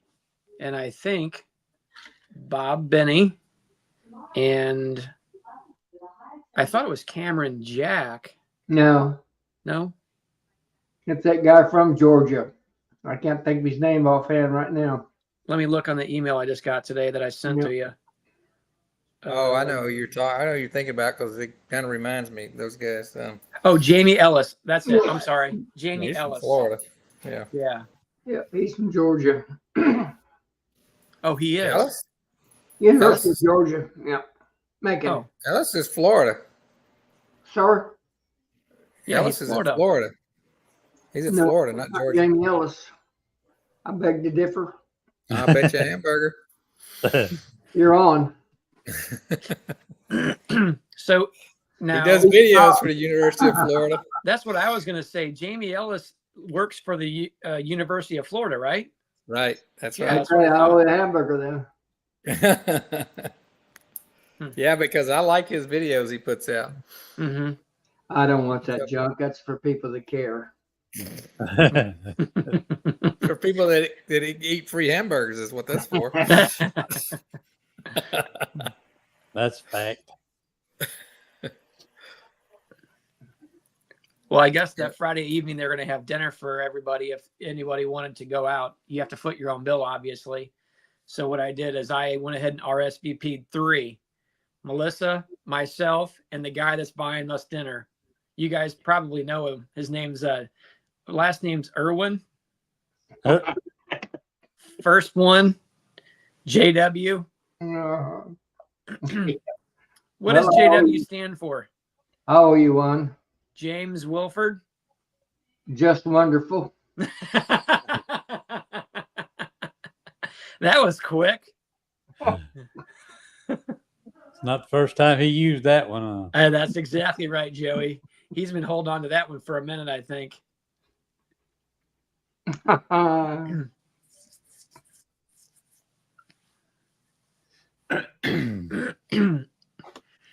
me and my one son Isaac we're up there at the shop this afternoon before we went down to set up for another market down in Pacific. We were unloading 3 of those 2,200-pound tote bags into 55-gallon drums and the 18-gallon blue food grade plastic drums that I have. We were unloading all that into there. And what was interesting is I can get my skid steer up high enough where I'm hanging on to the straps of the tote bag and it hangs down. And then in the middle of those tote bags on dry chemical or not chemical, but dry foods, there's a little sock that comes out of the bottom of those that are tied off. So you can work that out of there and then you can basically funnel it down into whatever you might want to pour it into. And I told Isaac, I said, okay, I'm going to work the skid steer and back it up over these barrels. But I said, you're going to have to take that and cinch it off as we go to the next barrel. And then, because they're going to start filling up really fast. I'm like, once we get started, we might not be able to stop. So we set all the I calculated it up and I figured out how many barrels that I needed. we got all the lids off. They're all clean. They're all ready to go. And we kind of lined them up. And then I slowly started backing up, and it started to get away from us just a little bit, not too much, but it worked out actually pretty well. And we were able to unload 3 of those super sacks into 10 55-gallon drums. And then I think it was 16 or 17 18-gallon drums. So we got them all put aside. So JW, I got two of those barrels for you. I'll see you on Friday, and I'll bring them to you.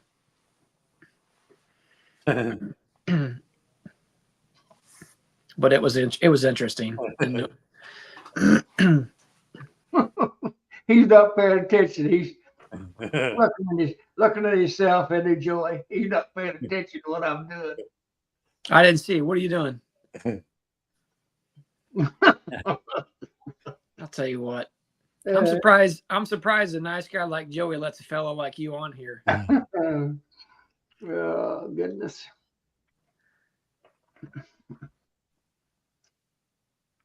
You might have just saved my bacon.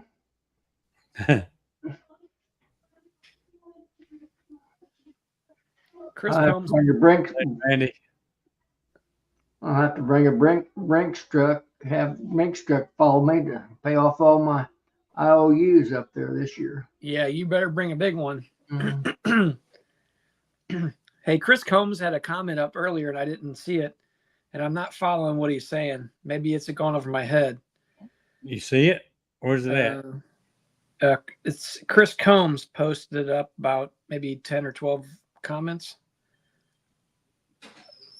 Hey, Tom. Yeah. I think he thought you said stone in that tote. Oh, maybe he thought I said something. He says, Via Bees, how does 1 stone equal 14 pounds? I'm not sure what that means. Yeah, stone's I think English measurement. Brad probably knows. I think a stone is an English equivalent to 14 pounds. They call it stones in England, or I think over there in those England or Scotland, Ireland, someplace over in there, I think. Okay. Brad could probably tell you. Help me out here, Brad. What we got? Or Chris, can you clarify? Because I'm not understanding.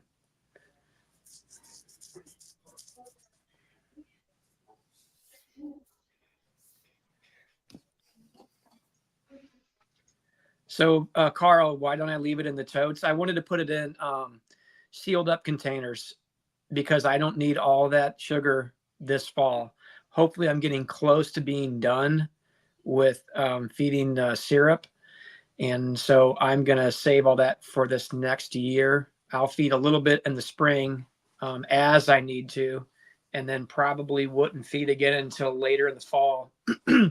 Just to kind of fatten them up again. So I just wanted in something that I don't have to worry about any pests getting into or, mice or anything like that. So I wanted in something that's more solid.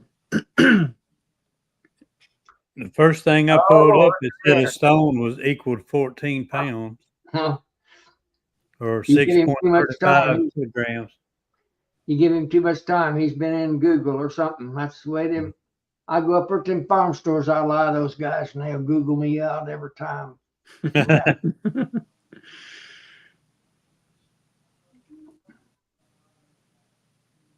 Hey, I was right once. Somebody agreed with me.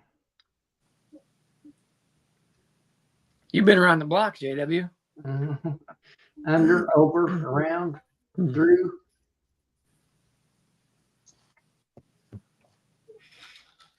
Smile. Hmm.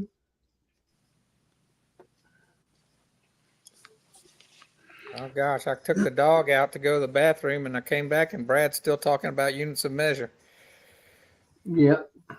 We've already been to England and back. Right.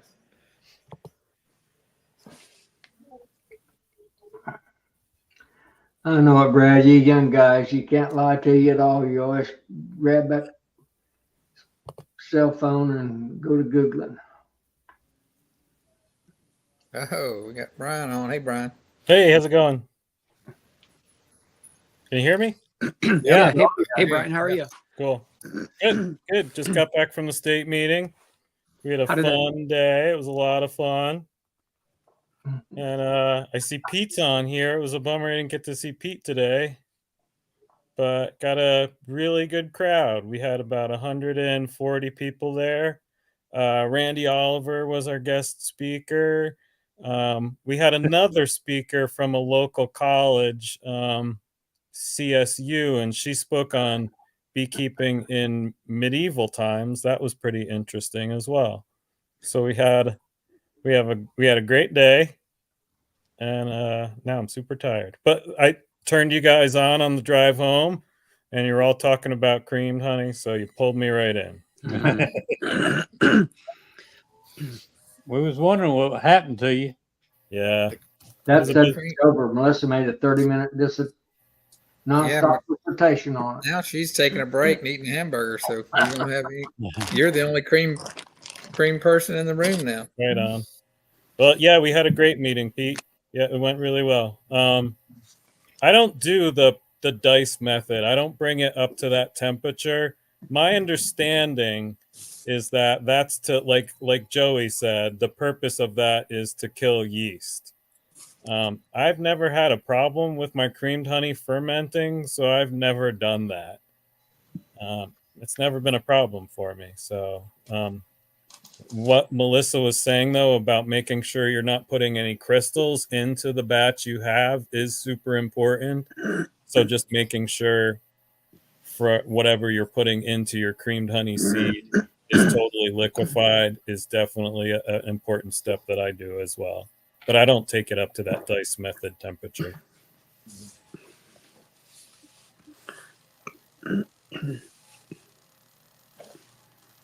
I didn't mean to kill the conversation. Hey, Brian, was the whole gang there? Was Tom and his wife, Kathy? Yep. And Matt? Matt wasn't there. Matt had an event today. He had a festival or market or something. But he wasn't there. I told everyone you said hi. Telling people I'm going to your conference as well. Trying to get awesome. A couple of folks to go to NABI. Yeah, definitely. Sorry, I think you're hearing my creamer in the background. It just went on. Let me turn it off really quick. I don't hear it. It didn't. I don't hear it. Not coming through. That works for me then. But Kathy was voted our next president, so she's our new president. Eric has moved on from his position. And I was elected the vice president. So, congratulations. Yeah, had some shifting of board members a little bit. If it's anything like our club, it's hard to get rid of that title once you get it. You're You're one breath away. Well, I was involved in a local club for quite a bit, Joey. And when I was kind of recruited to run for the state level, I let them know, I'm a do less better kind of person. So if I do get the state officer position, I am going to move on from my club responsibilities, which was great because it forced other people who would never have stepped up if this guy was running the meeting every single month, they never would have stepped up. And everyone that stepped up because they were forced to step up has done a tremendous job in that club. That's good. And part of it was because I knew they were good people and would be able to fill in those roles really well. So as I stepped out of that, it took a little bumps, but I mean, every turnover in officers has that a little bit when you transition from leadership. So it was a really fun day. We got to pick up Randy at the airport yesterday and then pretty much spent all day with him yesterday. We picked him up around noon, drove. So from the airport to the place we were staying at was maybe an hour and a half. So we drove 45 minutes, had lunch, then drove 45 minutes, got to our hotel room, rested a little bit, went out to a microbrewery last night. And people got food and drinks and all socialized, did the meet and greet like you guys do, Tom, for your Mardi Gras night, previous night. Yeah. And that was great, just socializing and everyone. And that was a great sense too of how many people were going to be there the following day. So yeah. Hey, Brian, just so you know, that's Melissa. That's not me. Okay. You know what? It didn't matter who it was from. It would have been a good question. So, but you would have been proud of me, Tom. So this joke is when Tom and Melissa came, I talked the entire time. I drove, and I was a terrible driver because I was so busy talking. I was excited to visit. I'm usually not that bad of a driver, Tom. Brian, you didn't make me nervous because I was close enough to grab the wheel if I felt like we were in any imminent danger. But Melissa gets a little twitchy in the seat when she's not driving. Well, she had a right once or twice to twitch. Yeah, it was fun though. But Kathy was driving the whole time. I wish I had volunteered to drive because she wasn't sure where she was going the entire time. But I was able to I talked to Randy the whole time. So he was in the passenger seat, and I was behind Kathy driving. So he was basically turning around looking at me, and we were talking the whole time. So she was able to focus on driving. But I mean, she was super stressed. She had planned pretty much the whole meeting, had done a lot of the legwork for it, and then was trying to drive all around, which was not her best thing, her best skill set in the world. So in retrospect, I should have volunteered to drive. But Kathy and her husband are tremendous people, though. That's right. I didn't have to talk to them that long to realize that either. I mean, they're just phenomenal people. Yeah, and Tom ended up bringing Randy back to the airport today because he wasn't able to stay till the end of the meeting for his flight going back, and Kathy had to continue with the meeting. Yeah. So Tom, Kathy's husband, drove Randy back to the airport and again did that great job of hosting and making him feel welcome and all that good stuff. So it was a great weekend. We had a lot of fun. Where was your state meeting held at? It was in Berthoud, Colorado, which is north of us. It's a little bit south of Fort Collins. We've been trying this thing where we have different local clubs host the fall meeting. So we've been doing the summer meeting in Rifle in that same place every year. But we've been asking different local clubs to host the state meeting to get more different people involved in those state meetings and to just spread the wealth of that event planning to other people. Mm-hmm. So you guys basically just went straight north out of Denver past Boulder and like you said, just south of Fort Collins, basically. Yeah. Well, we had to go to the airport first and then go from the airport to Berthoud. So you're right. If it's from my house, it's literally straight north. Yeah. But because we had to go to the airport, it's basically a kind of a triangle. I gotcha. Yep. Well, I'm glad to see you're taking some time off there, Brian, since the market season's over. Slowing down a little bit. Yeah, right. Well, this is the fun stuff, Philip. Like I left. I'm not a very social person. I think I've said this before. It changes when you're around beekeepers, right? Mm-hmm. So I spent 2 days being really, really social. And then I was super tired. But then I got back on and I heard you guys talking about creamed honey and everything. And I'm like, I'll be honest with you. I really enjoy the Colorado folks, but this is my preferred club. You know, this is the club of people that I feel like I connect with best. I feel like I get the most out of, and I feel like I can give some too. I get that as well from the Colorado beekeepers, but these are the people I feel honestly closest to as fellow beekeepers because we share so many experiences. So it was kind of fun to hear you guys talking after I was all tired and just talking about the same stuff we always talk about. Yeah. So Joey, thanks again for hosting another Saturday night chat. Yeah. Is this something old? What else have you guys been talking about today? Mainly just people from Colorado. Yeah. Melissa and I did the best we could on candles for a little bit. Okay. Did you catch the part when I was talking about, and I told you about this thing that this thing's not going to work. It's the on-off switch that I got for my KitchenAid. I was going to have this. This was supposed to cycle the KitchenAid on and off. I didn't hear you respond to. I remember you saying that was your plan. That was my plan, but what happened is this works fine, but my KitchenAid has a little, I think Carl called it a relay in it. It won't allow itself to turn on without manually turning the switch on and off. Gotcha.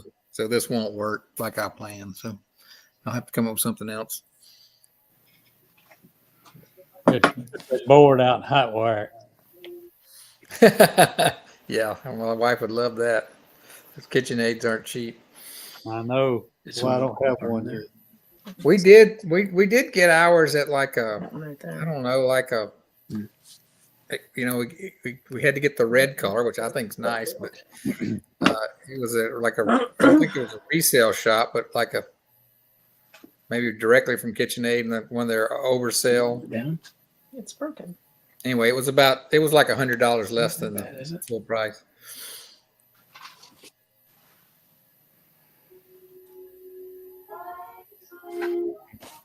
Hey, Brian, what is your most popular candle that you sell? Or if you have a top 2 or top 3, I guess. Yeah, the French Bulldog's a pretty popular one.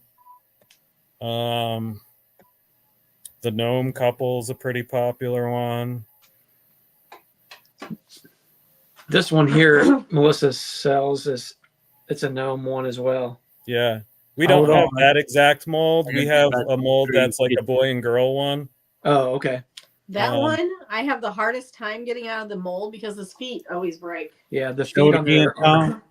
the There you feet go. right here. I mean, don't mind this. This is nothing. She just has it trimmed, okay? So I'm not Yeah. trying to be ignorant here. Yep. The little feet on here, Yeah. tend to break very easily. Yeah. And she has one that when somebody bumped her thing the other day, knocked him off and broke one of the feet. So she had to repair that one. But that one is popular. She may have already showed this. And then the 2, Yeah. the morel mushrooms. Yeah. Is that right? They're morels? correct. Yes. Yeah. You wouldn't have those in Colorado. Actual morels? Yeah, I don't think so. Do you? We got all kinds of mushrooms here in Colorado. Yeah. So Up in the Is that- mountains, it's much damper than here. And yeah, that's a good one too. Yeah, I This is like a real that. small one, but people love these things, man. is that, hey, Tom, is that gnome? Is that one for burning the candle at both ends? Well, I didn't realize until I held it up, the wick kind of pointing out the front. And we're not trying to be sarcastic or funny here. It's just when she puts him in there, I think he gets poured like this, and you lift the hanging out the back. So Yeah. here, I'll write him So- real quick. Somebody asked a question earlier about putting oils in candles. I'm not sure what he was talking about. Did you see that one, Brian? Can you see it on your? I didn't see it, but I know sometimes people do that. We don't. The Yeah. question was, let me see if I can find it. Well, I can't seem to get mine to scroll up. The scent oil probably, isn't it? Scent them. Give them a scent. SCENT scent. Yeah. Yeah, I Okay, know yeah. beeswax doesn't hold a scent very well in itself. So I think sometimes, JW, people will add other oils There it is. for right that there. holding of the scent. Sometimes they'll add other oils just to like water down their beeswax so it'll go farther. I don't know of other reasons though. Those are the 2 that I can think of offhand. But Yeah. I like to do just the pure beeswax. Yeah, I don't put any scent in mine either, so I don't know anything about that. Yeah. Yeah, I just we like the haven't color. You know, one thing, and I didn't realize this until somebody had told us, but we had been approached by somebody wanting to make candles for, I don't know that it was specifically the Catholic Church, It but was a Catholic thing. but I guess that's a Catholic thing. So any of you Catholic folks can kind of clue me in, but apparently they don't want any scent in those candles whatsoever. No. They have to be just pure with unscented beeswax. And I think that's for, I don't know, somebody else can clue me in as to why that is exactly. I don't know Yeah, I don't know either. myself.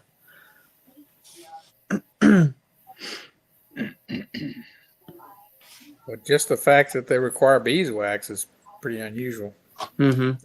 Well, somebody had even approached us recently. I guess it was maybe late spring. about supplying them with beeswax for one of the churches around the area. And I said, well, how much do you need to start? And he said, I need 50 pounds to start. And each month they would go through, I thought he said 25 or 30 pounds. And I'm like, ooh, I'm like, yeah, I kind of wanted to get involved with that. But I'm like, you know what? I'm like, I really can't supply that much, unfortunately. I mean, I'd like to be able to help them out. But I'm like, I just gave him a couple different names of people. I'm like, try to reach out to these two folks. So That's commercial beekeeper amount of wax. So. that definitely is. Yeah, that's more than I can produce for sure. So, and we would still want to be able to have enough that we can sell our own candles for that value added item. You know, we can turn that for wax and make it a little more profitable for us as the small time beekeepers that we are, you know. So that was the reason, you know, we didn't want to turn loose of it. But and I know, Brian, that's kind of part of your business plan too, is capitalizing on every aspect of the hive, as well as all the value added items where you can really ramp up, you know, what you might wholesale off X amount of gallons, you keep, and then you take and you flavor things and creamed honey, and you add all this extra value to it, which adds more time, but now you're adding a whole lot more value to each one of these or products out of the hive. So, which is kind of what we've done too, a little bit. I think you're probably into it a little bit more than what we are even, but you know, if it was up to me, I wouldn't be doing anything with candles or lip balms and lotion bars and stuff like that. But luckily, that's where Melissa is really good at shining with that. So she kind of takes it and just runs with it. I just hear, hey, you should make these. I'm like, okay, sure. Why not? Now the truth comes out. Yeah, I get those too. So who's the boss now? I'm still the boss. I'm still the boss. I just take your suggestions occasionally. Well, she's done every one of them that I've suggested. So she took the hamburger suggestion tonight, didn't she? Actually, I didn't eat that. I ate my Mexican pizza, I ate the fries, and I ate the salad. Why would you do that? That burger was good. Because the burger will reheat. The other food will not reheat. Okay. Darren has a great comment there for you, Tom. Beeswax is tradition. They don't want to fragrance the church. It's the flame that holds the significance of the prayer. Okay. Yeah. No, I mean, that's great. And I think it has to burn for a certain amount of time also. I'm not positive, but I thought that's what I read. Yeah. That seems to, I seem, Darren, so you mentioned that, and I feel like that's what was told to me earlier, but I couldn't remember specifically why they had done that. Most people want to smell them and they say, does it smell like honey? And I'm like, I don't know. I'm like, I don't know that I would specifically say it smells like honey. I'm like, it has a very, very subtle sweet taste to it, I guess. Scent. I got that question today at the market. Does the candles have any honey in them? That was the question. And I told him no, it doesn't. You say, well, not after I got through heat melting it all down, it doesn't. We get asked all the time if these are made of honey. Is that honey? Is that made out of honey? Yes, all the time. Yep. Being like, well, you had to sacrifice some honey to get it, so does that count? Yeah. So Hope, I get my beeswax from a couple of different places. First of all, we use all of our beeswax for our skincare products. So we don't make candles with our own personal beeswax. That all goes to our lip balms, our salves, our lotion bars. Those skincare products, we want to make sure we know that wax, where that wax has come from and what it's been through. And that's all cappings wax. It doesn't have much of a life. So hopefully it's got as minimum amount of chemicals in it. We've purchased beeswax from a couple of different people, Hope. Last year, we bought 200 pounds from Bob Binney at the expo. Mm-hmm. We're buying about that from him again this year. And then since then, I've found a small commercial beekeeper in our area that's sold me like 75 and 50. And I'm not sure how much she's going to have left, but that's helped me get from that 200 pounds that I got from Bob in January to from like July to now, because we ran out of those 200 pounds around July. That's a lot of candles. Yes, it is. I would say, Brian, you do sell more candles than we do, but over the last a couple of months of marketing, our numbers have gone up because we have increased some of the molds that we have. So some of the options, and I think the way that Melissa displays them probably is a little more eye catching as well. Yep. You know, so kind of drawing more attention to it. And we don't, more recently, we haven't taken up table space. She has a simple tiered shelf that sits next to the table, and that holds all the candles. So it kind of stands out. The color really draws your eye to it. We're doing a market right in front so people see it and they Yeah. slow down. It's a very striking product and people notice them, and that's what you've seen our setup right on the front of the table, right? Yeah. So they can see them all. Yeah, I really like you guys to set up. It looks really good. The one that we set up this evening for a market tomorrow at the Catholic Church down in Pacific, I wasn't really that fond of it, honestly, but we have limited space. We have limited space, but it'll make do for now, Yeah. I guess. Yeah. You don't always get the best spots. I've had an event or two that I've been like, this sucks, all because of the spot. Yeah. Yeah, I felt like our hands were tied just a little bit, but we've done this before for them in the past. And so, you know, there's sometimes you do markets not because the sheer profit. Yep. You know, it may be more of a community effort too. It's a small local parish. Yeah, Melissa's aunt belonged to this parish for years, so she would always enjoy. Great aunt. It was her great aunt, and her great aunt never had any kids or what have you. So Melissa and her sisters were kind of like her adopted grandchildren because she only lived a couple doors down. So when Melissa and her siblings had kids, those were kind of like her great grandkids. So we would always take our kids over there, and you know, my boys and daughter would go over there and help her out. We'd drop them off, and you know, they'd go over and do chores and errands for her and things like that. And she always would want to take the kids up to their church if they had an event, so that she could. Festival was like her favorite thing. Yeah, it was kind of like her little deal, and she'd kind of show off the kids to her old maid ladies, you know, and what have you. So I think that made her feel really good. So, and the kids were always more than accommodating and wanted to do, you know, kind of help her out there. So it was just fun. So we kind of have gone back most of the last few years and done this little event, even though she's not here anymore. So it's just kind of a fun little spot. Yeah, DC, that's I think around $9 a pound is what I paid for that beeswax. And you'll get beeswax in different states of clarity. That beeswax was really nice. They did a really good job of rendering and filtering that beeswax. Mm-hmm. I'll always filter it one more time though, no matter what state it's in, just because I want it to be that color, and I want it to be like, that's one thing I'm really meticulous about. I don't want to see any debris in those candles at all. Mm-hmm. And then we're melting it down and pouring it into smaller blocks, so it's not a 40-pound block that we're working with, but little bricks. So it's got those two purposes at the end. I want to say that block of wax that Bob was selling last year, I thought he was selling it at like $7.50 or something for a 15-pound block per pound. Is that not right? I feel like I paid $8.75 per pound, Philip. Oh, okay. So I don't know what he was selling it at the expo, because I didn't even look actually. Because I already had mine purchased, but I think that's the number that's sticking in my head. Mm-hmm. All I know is I was kicking myself for not getting a block of it. Yeah, and I know there's some places where you can probably get beeswax cheaper, but I was really happy with the quality of the rendering. That color is really important to me, so it wasn't discolored at all. Like sometimes beeswax is discolored to a point where there's no rendering or filtering you can do that's going to bring it back to that gold color. Yeah, that's what we sell. Like you weren't on here when I showed this. That's what I call our utility wax. So we'll sell this. It's clean. It's just not going to get any brighter than this. Yeah. Up against this color. Yeah. We sell this just for.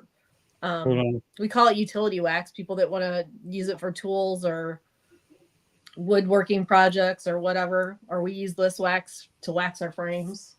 Yeah. And then this wax is some wax that we bought from somebody else. I don't know how much you paid for that. Yeah, I don't remember. So can we go back a second, Melissa? Yeah. Why are those two previous waxes different colors? I think that the darker one, so we render a lot of wax from our cutouts. And so that darker wax Cut out wax. is like a brood comb wax. Yeah. Okay. So I keep it all separate. Brood comb gets melted down with only brood comb. Got it. And then cappings wax. Here, there. Move, Tom. They can see it. The other way. There. Where are we here? These ones right here that I'm pointing at. Yeah. These two.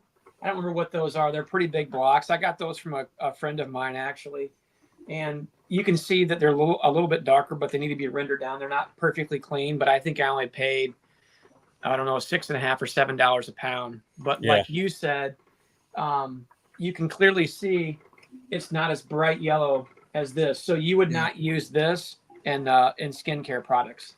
No. You know, you would use something more like this. And again, that does need to be cleaned down one more time. And it's got a little bit of bloom on it right now. That's why it looks a little bit hazy. That's okay. But we also know how this Yeah. guy operates and what he uses in his hives and all that. Yeah, I'm very So, familiar with him. That's the yeah. reason that I bought it from him. But I didn't mind that it was still just a little bit dirty because I knew that we would, like you said, Brian, we always, and I haven't bought wax from a lot of people, only a couple guys last year. And we always go ahead and filter it again. But again, I know where this wax did come from and I know how these guys operate and such. So that for me is kind of important too. So Darren asked, what are you doing with the brood comb wax? So I'll melt that down into little, oh, you moved my molds. So those little 1 ounce bars and sell them for like utility wax because people will use that wax for like woodworking and tools and stuff like that. Or we'll use that wax when we, here, use right here. Or we'll use that wax like when we wax our frames. How much were these? I think these were 1 ounce Yeah. bars. Mhm. Each one of these are 1 ounce bars. I think I was selling those for like $2, $2 or $3 a piece, I think. That's just that darker wax. We did have some of the darker stuff that you seen there behind us that I'm pointing at right there. That we sold for less to people when I asked them, like, well, what are you going to use it for? And obviously if they said skincare products, they would have want the really, really clean stuff that we had. And if they were looking for, like a couple guys I know do some woodworking and they make cutting boards or charcuterie boards and things of that nature. And I'm like, oh, well, you can get by with this utility wax because they're mixing other things in it. So that would be a little bit cheaper for those guys then. But Brian, you missed it. We're in the basement because I'm making candles tonight. You missed the grand tour. It's Melissa. I'll go back and watch. Don't You'll give it have to- again. I'll go back and watch. You'll have to rewatch for the grand Gotcha. tour. But I was like, this is new. Where am I? We're in the I'll go basement. back to a comment that John from Westcliff made. Our markets we did the last 2 weekends were for the benefits for the benefit to restore historic homestead. I think that's awesome, John. Today at our state meeting, I think you guys saw the motion that I put forward at the summer meeting where we donate money to entities doing research and stuff like that as part of the sustainability of the beekeeping industry. So we donated $200 to Scientific Beekeeping, the Xerces Society, and the Pollinator. I don't remember the exact name of that one, but that was part of my push to be like, look, people, if this is what I said when I got up there, I was like, I spent the last week kind of reviewing all the information that I've absorbed from Randy Oliver, knowing that I was going to be one of the people picking him up at the airport and spending a day with them. And in my past week, I realized how much influence that this man has had on me, right? This guy who I've never met has put all this information and studies and research out there, and it's helped me become a successful beekeeper. And I got up there and I said, look, if you're anybody out there that's making any money on bees, really consider giving back a small percentage to people like Randy Oliver, or Sam Ramsey, or any of those organizations. Like I think about Joey living down by the USDA lab in Baton Rouge. I imagine that organization down there has helped out that local community as beekeepers tremendously. So if I lived in that area and felt the benefit that I received in education and information, I'd feel it was my duty to give back a little bit to that organization just out of gratitude and the sustainability of the industry, right? That they're gonna, in sustaining themselves, be able to impact other people over time. So that's my plea to everyone out here as well. You know, if you make any money on bees, give a small percentage to those people out there that you feel like have made a difference. Mm-hmm. That's it. That's my soapbox.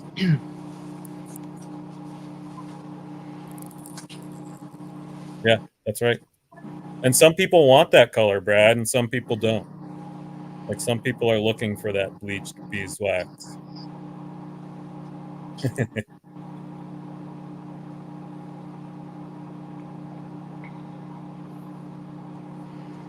guessing he means solar, right?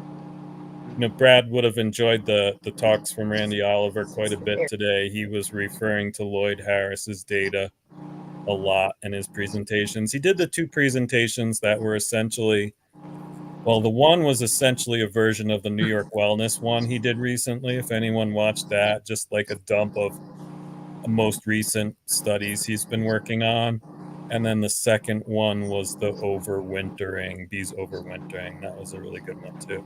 And every time he does a presentation, it's slightly different. So even though I had familiarity with both of those, like he took the conversation that we had with him yesterday and kind of individualized his talk to the crowd that was in front of him. And he responded to our conversations and questions and topics that we were sharing with him as important topics. And he tweaked his presentation to meet that. So it was really cool.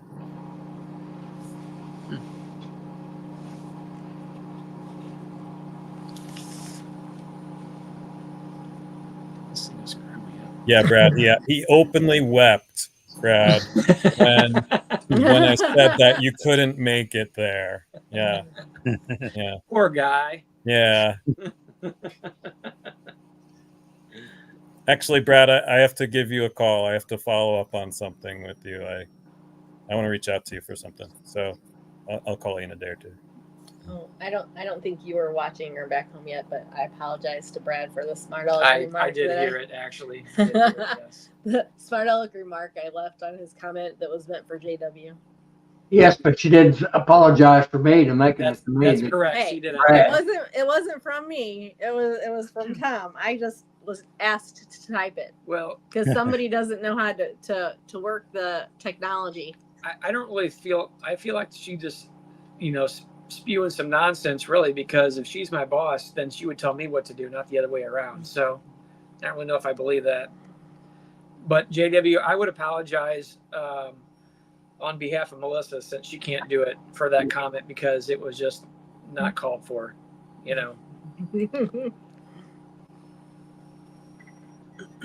I may forgive you at the next session. So in case anybody's curious, we made that video about the feed tank, and JW's it was like a comment, but kind of backhanded comment. Yeah, well, I was offended by it, honestly. Said something like, I really want to criticize you, but I can't. And so then Tom's like, hey, you need to reply to him. Haters gonna hate. Well, Brad had also commented on that, and I must have accidentally clicked Brad's comment and put Tom said haters gonna hate to Brad's comment, and realized, 20 minutes later that I commented on the wrong person. I'm like, oh my God, that's horrible. So I took it off and I wrote this apology, and then wrote the comment where it was supposed to be. Yeah. But I did feel what kind that. of honey or what kind of flavor do you like in your flavored honey? And I put bourbon. That was all I wrote was bourbon. BURBON, and I kept stunned for it. BOUR. Even though that is some awful nasty stuff. You're the only person that has said that. The only person. I think there's something wrong with you, fella. But you better start to learn to love it, because that's what I'm getting you for Christmas. Well, he don't like grits or rice either, so No, I don't Yeah. like I could tolerate rice, but I don't like grits. My mama stuck too many bowls in front of me when I was a kid. Mm. Never did like that stuff. Thanks, Brad. I appreciate it. Tom better Tom better stay that's- away. Hey, Brad, that's funny. Yeah. Yeah. Now I'm offended. Yeah. Hey, you know what? That's okay because I don't care. That's funny. Yeah.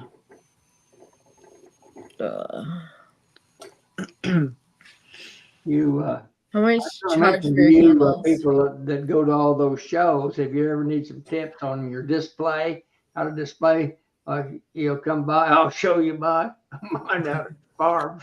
Yeah, yours is on the ground. Yeah.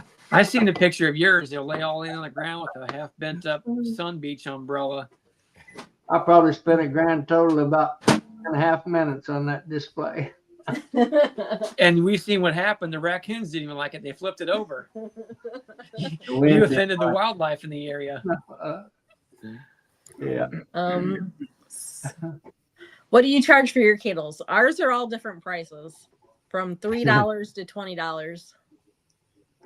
Just So depends on the size. The way we price our candles is we have a multiplier. So we weigh that candle. So let's say the candle weighs 5 ounces. We'll take our multiplier and multiply that by 5, and that becomes our price. Now, I'm not going to tell you what our multiplier is, and you could go back and look on our website and figure it out on your own if you want. But I'm not going to tell you because our market might not be the same as your market. Mm-hmm. So you might not get the same if you put the same price on your candles that we do for ours. So you've got to find your own multiplier. But I will say it's not a solid number. There's somewhere we do that multiplication and we're like, that doesn't feel like a $20 candle. Some of the fat, stout candles have a lot of volume. And you're like, $24? That feels like too much. Let's bring it down to 20 to make it feel a little bit more reasonable. So Now, yeah. do you 1997. sell a lot of the Walmart higher price. price $20 candles? Because Yeah. I very rarely move my higher price candles. Yes, we do. Yep. In fact, I've gotten into like that owl you have. Uh-huh. I don't make those anymore so much because it takes me just as much time to make a $20 candle as it does to make that candle. And you know what I mean? I can make way more money on one candle for $20 than 4 candles for absolutely. No, that makes perfect sense. Time is value. Yep. This thing like automatically focuses. It's weird. Well, that's what Brad was asking. I earlier. know. I'm on my iPad. We've never. But the other thing that's helpful too is having candles at different price points. Yeah. So having some inexpensive candles, because sometimes it's kids who are wanting to buy a candle, and to have something that's like $6 or $8, that's something the parent will be like, yeah, sure, fine, that's great. We've actually had that before where, and I was kind of surprised some kids really wanted the candle, and I could tell they really wanted it, and they had so much, and I'm like, how much you got there? And they were maybe like $1 or $2 short, and I'm like, yep, that's good enough. So this called the cool kid discount, Tom. We give out the cool kid discount all the time. And adults would come up to me, and I'd be like, the price is what the price is, and a little kid would come up, and you could tell they probably only had so much allowance money, like it wasn't just handed over, or somehow they had a little bit of a bank account or something small, and they wanted it. I'm like, well, it's this much. And they're like, well, I'm like, yeah, I think that's the right amount. Yeah, that's good enough. And I'll just send it their way. Sometimes you just can't help yourself just to, somebody, my thought was if there's a little kid that wants a candle that bad, yeah, they're going to get it. That's fine with me. It doesn't mean that much to me, a couple dollars, I feel that way about anything at our booth. If a kid is interested in our stuff, you bet I'm going to be super nice and give them the cool kid discount. Yeah. Because hopefully that kid's going to be a beekeeper one day. Oh, absolutely. Or hopefully my interaction with that kid is going to help them appreciate bees a little bit more because they got a good experience with me. Absolutely. So this little owl that I was showing you guys, I just weighed him. He weighs 1 ounce. and we sell that for $3. So, like Brian was saying, there's a multiplier, but I know we just got a couple of moles. One of them was this little pine cone, and I put our multiplier on it, but it only came out to like $4. And I looked at my son, and we're like, no, we're not selling that for $4. We're going to sell that for $6. It's like the smaller jars of honey. You have to pay more. Yeah, You have to pay more per ounce that's right. to get the smaller size. And that helps a little bit with your time and your effort. Yeah, I agree with that, Philip, 100%. We've done it before with like the little 3-ounce skep jars, the glass ones. And I can't remember now. We were selling them for $4, and I asked Melissa, I'm like, "What's our cost in it again for the glass itself?" And I'm like, and then the label. Siri said she couldn't understand y'all. We don't want to talk with her anyway. Good. Yeah. So, and then later on, I found out that a couple other ladies that were around us in our area actually sell them for. So we had them for $4 and we upped them to $5. And I'm like, I want to make sure that we can still market that item. And I think it's a good price point. I'm like, we're still doing fine with the money on it. But then I realized that there was actually a lady that was selling them for $6. I'm like, okay, so I feel pretty good about it. And she's in our area. And then when she tied a little bitty dipper to it, she asked, with a little string or whatever, she asked $7. And I'm like, okay, so now she just added a little bump to it. And that little dipper, I'm sure when you buy a whole bunch of them from Amazon, they don't cost anything. Yeah, they're about 25 cents. Yeah. I'll be right back. So she was able to add a little bit more value to them. And she's like, oh, yeah, we sell them all the time. And I'm like, okay, well, I would say the difference is if you had them at that price point and you never sell them, maybe you need to adjust something at that point. Maybe you don't carry them, or maybe they're just not cost effective, or maybe you lower your price point a little bit, or maybe, I don't know, you could put them in a gift pack or something like that with a couple other things and then add some value that way, or just be creative with it. So I always love to talk to people in this group too, just to see what they do or what kind of experiences they have in their area, even though pretty much everybody in here is not my market. We're completely different, but I can still help to understand what your markets are doing and maybe try to add something to ours. And we've done that before. Again, a perfect example is the morel. Jamie Wynn out of Kentucky. Sweet Heartland honeybees. He comes in from time to time. He had those morels, and because I asked him when I seen a couple of them, I said, "Hey, the morels you have there." I asked him, I said, do those sell very well? And he's like, oh yeah. He goes, we sell a lot of them. And I'm like, interesting. So when Melissa and I were at a conference, I think it was the one in Slidell, actually, there was a gentleman down there selling them. And I said, hey, buy one of the small ones, buy one of the large ones. We're going to try them. And if they seem like they work well, then we'll buy maybe a couple more of each, and we can start pouring those a little more regularly. And actually, they have sold very well here. They're a pain to get out of the molds, though. They are a little bit of a pain to get out of the molds, even if you put them in the freezer. But something that's even more interesting to me, and I never would have guessed this, more guys buy that candle than anybody else. And I'm talking like burly hunter guys. I'm not talking like, feminine guys. I'm talking burly guys that are buying these candles. I'm like, holy cow. I'm like, I never would have guessed that. Right. So I think we are going to buy a couple more of each one of those molds particular. And the gnome candle sells very well. So I think we're going to add that as well. When the feet don't break off. When the feet don't break off. That's right. Such a pain to. But yeah, I like this group for a lot of these ideas that we can bounce all this stuff back and forth off of each other, just so that we can understand everybody's market and what that looks like and might look like for us. Another thing I think is important, and this is the way I look at my chunk honey. I sell it. It's in a pint jar, and I sell it for $28, which is pretty expensive for what it is. It's kind of the leftover cut comb with the honey poured over it. Mm-hmm. But I sell, 2, 3, 4 of those at each market. But what I like about it is it makes my table, it adds a value to the look of my table.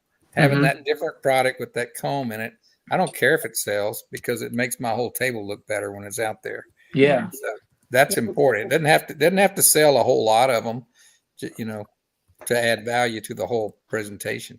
Oh, for sure. And I think trying different things on your table, like creating that depth on your table where you put some things up a little higher, some stuff a little lower, and you try different placements. Sometimes that can help out. Like if we're going to the same market, we've tried changing things up just a little bit, or the placement on the table, or how we have them set, and it does make a difference as to when things move a little better. We weren't having what I would consider great success was selling candles at first. When Melissa moved them to that multi-tiered stand and all that yellow popped out on there, kind of like Brian has on his. I picked up on that when I had seen one of his videos that he had done when he kind of goes to a market. I'm like, holy cow. I'm like, those candles look amazing. I'm like, what are you putting on those? Because I'm like, they popped off at you and my eye caught them. And he's like, nothing, actually. I don't do anything to them.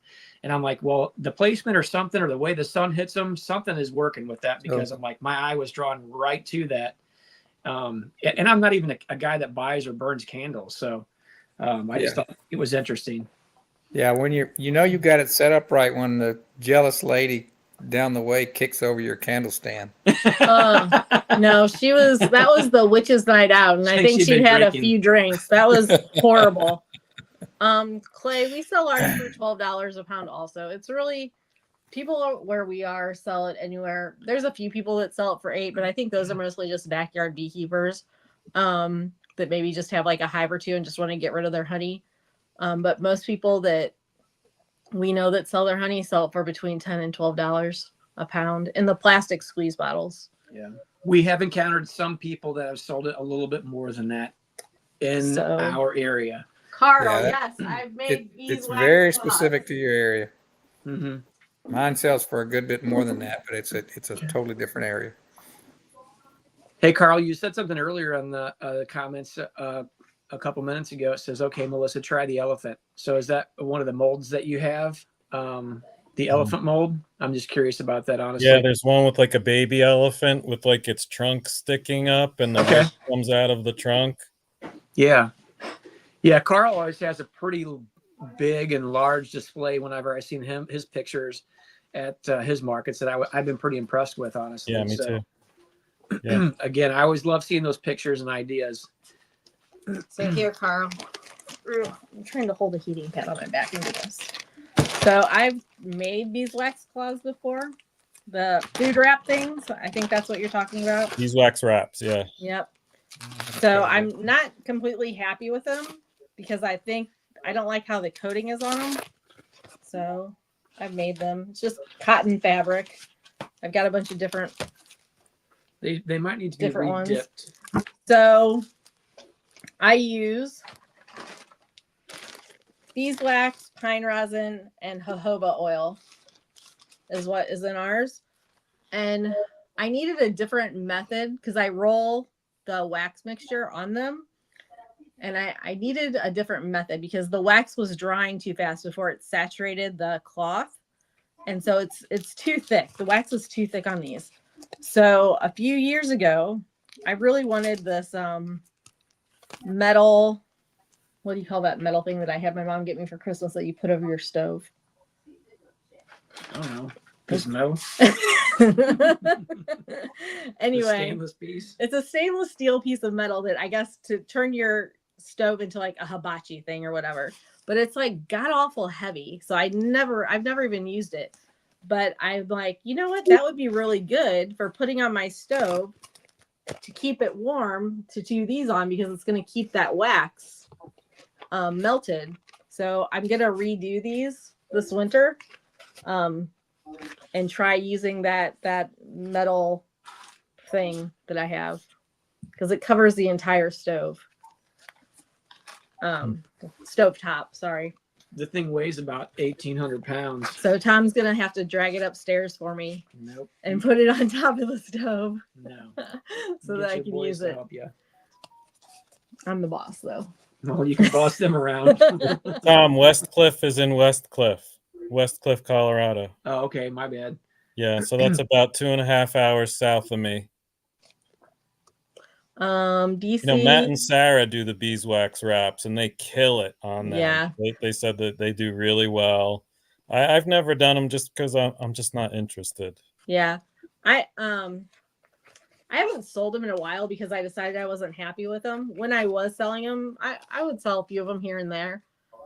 We sell them just like this as an extra value added item. How does it work, Melissa? How do you wrap something with that? So It stays pliable. it's tacky and it's pliable, right? Because the jojoba oil. So you just put your sandwich or whatever in it, and it just kind of folds over it, and it's tacky, so it sticks to itself. Those have kind of dried out just a little bit, though. Oh. Honestly, they're not quite as tacky as they once were. But you just have to warm them with your hand. They are too. Don't listen to him. He doesn't know what he's talking about. Right. I'm looking at it right now. So. But okay, it does stick to itself. Yeah. Okay. Cool. Well, it's like a replacement for saran wrap. Right, or aluminum foil. Yeah. Mhm. Yeah. Exactly. So it's reusable. It's sustainable. It's all that good stuff. It's supposed to stay tacky for like a year. And you don't have to like wash it. You just run it under hot water to get any crumbs or debris off of it or whatnot.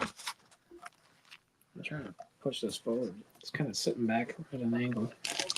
Tom's jacking with my iPad. Well, this thing's all. You're looking at our foreheads. It's all kind of weird. It's probably this Apple product. It's probably what it is.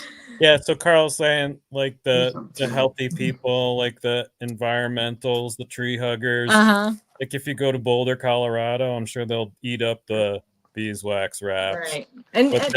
But they'll run me out of town if I try to sell honey sticks because of the plastic straws. No kidding. But it's all like ideology. It's not actual living a life that way. It's just, right. inconsistent belief systems. Yeah. They can't be like washed with soap and water. They're just run under hot water. Yeah, it wouldn't take much to sanitize it.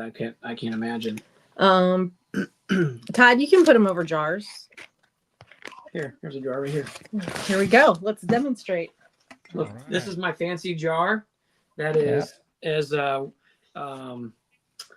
Brad had said, he gave us about 1,800 different equations for this. So we'll demonstrate here on this fancy jar.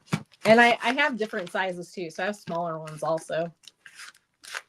There you go. Nice. Ooh, look at that Very green nice. eggs and ham food. It's Food just theme. this is just like the Dairy Queen Frosty. I know. Now my glass jar is now worth $20. We got flower ones. We got strawberry ones. We're fancy around here, guys. But yeah, they're sticky. You just kind of need to warm them up in your hand. I'm gonna have to try that just for fun. So I think Sarah does like a 3-pack of them, Melissa. So she'll do like small, medium, large, package them together. I think they've got a wrapping, so it's like they fold it all really nice, and it's just one rectangle. Right. So it's got their information on the front, and it's glued together on the back, something like that. Yeah.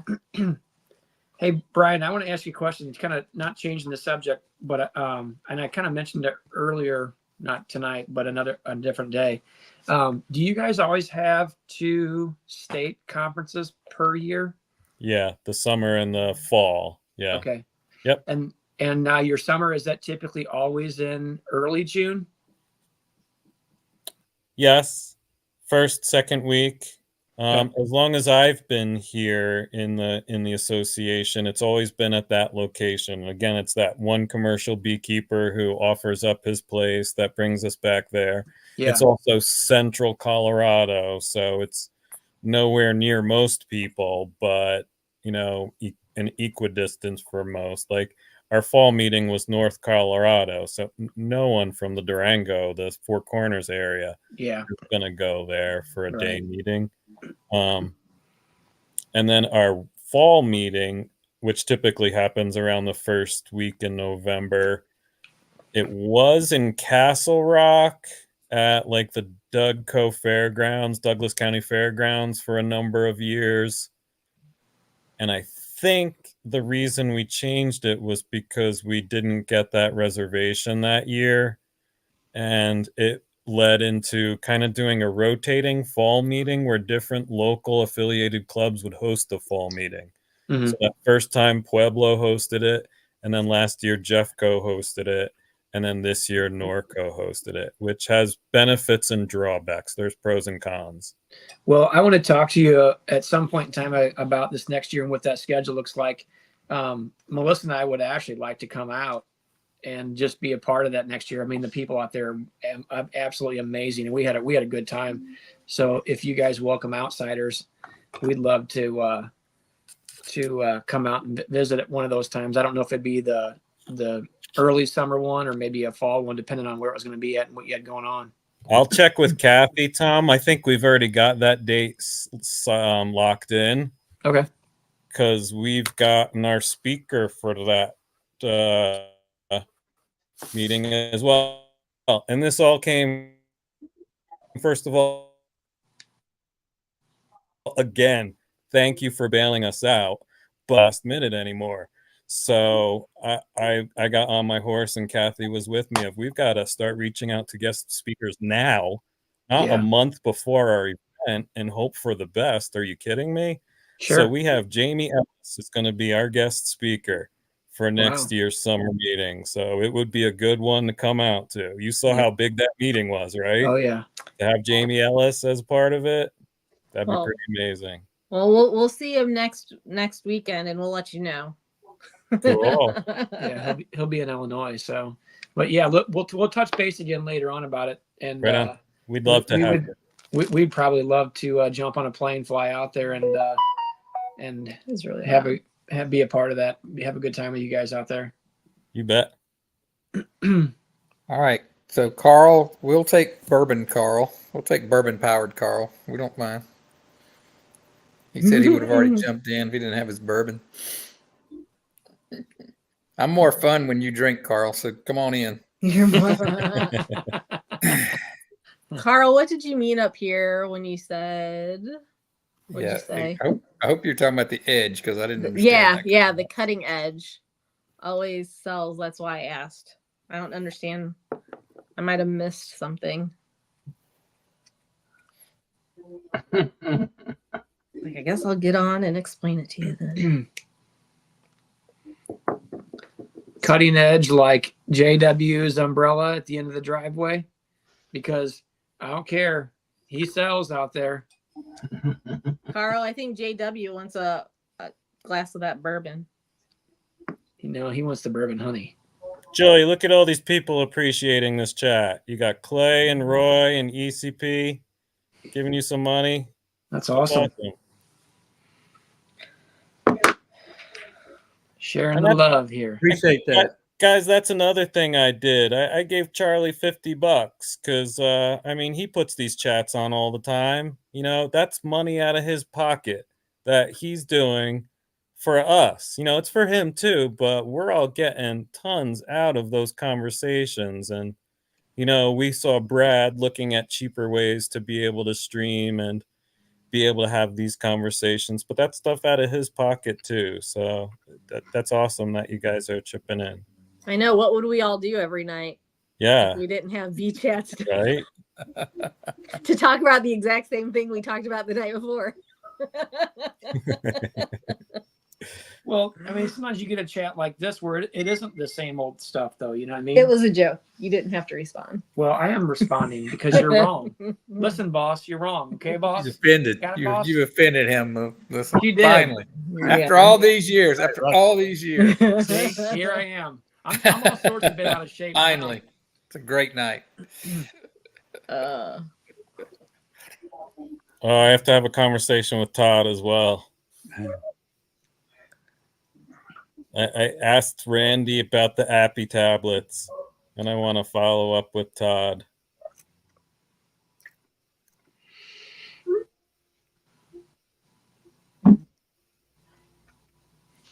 Yep. Yeah, that's a good spot to be, ECP. Making sure they're all heavy. As everybody else kind of in this chat right now, feel like they're in a pretty good position as far as the weight of their hives, or does everyone need more? I've got one light one out of 33. I went through all of mine this morning. Well, that's not bad at all. I just pulled what little bit of honey was on mine here in Capel, so I'm going to go out tomorrow if it's not raining and feed them up if they're light. I have a feeling some of them are going to be light then. Yeah. Phil, do you have the total number for the year? I saw you just pulled your last honey. Yeah, it's really bad here in Capel. It's embarrassing, but it is what it is. Yeah. I got 203 pounds of fall honey, whereas last year I got 550, basically the same number.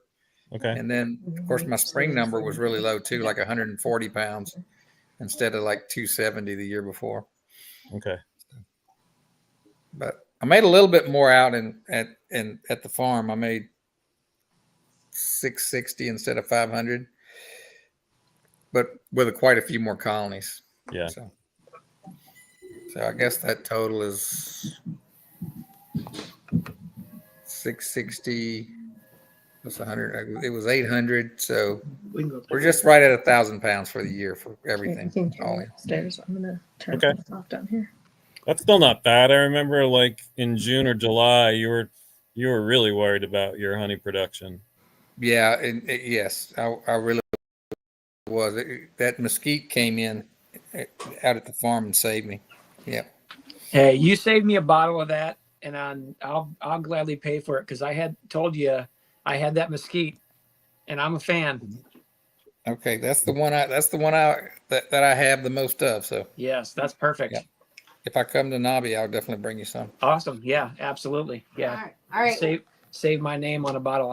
I'm game. Like I said, that was the first time I had it last weekend at our fall conference, and I'm like, holy cow, this is amazing. I wasn't even teaching the class, but there was only maybe, I don't know, I'm gonna say maybe 25 people in the class that was cooking with honey, and when she gave some samples of different things around the area, and some that were not, of course, and mesquite was one of them. I'm like, holy cow, this is awesome. And everybody turns around, they're like, what? I'm like, you guys gotta try this. So everybody's running over and grabbing the thing. I'm like, this is amazing. And then I'm like, have you all tried this? And have you all tried that? And you're all sampling. But that mesquite was pretty amazing. So All right, we're gonna go on a field trip upstairs. Back to our regular sitting spot. She's making me go to normal sitting spot, I guess. So Mark Miller, hey Mark, how you doing? Yeah, my question back to them is, what are you doing in your hives in November? He says he gets that question a lot. Yeah. So what does Mark tell people? Yeah. That's my answer is, what are you doing in your hives in November? Yeah. What are you going to do if there's a problem? There's really nothing you can do. Yeah. You're gonna close it back up and be like, okay. Yeah, no.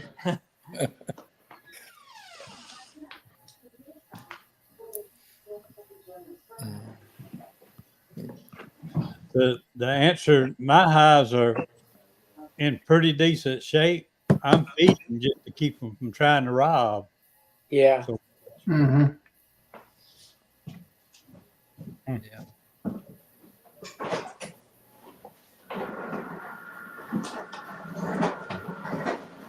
Now my colonies are going to have brood in November for sure. They'll have it all the way into December, and I don't think they ever go broodless completely.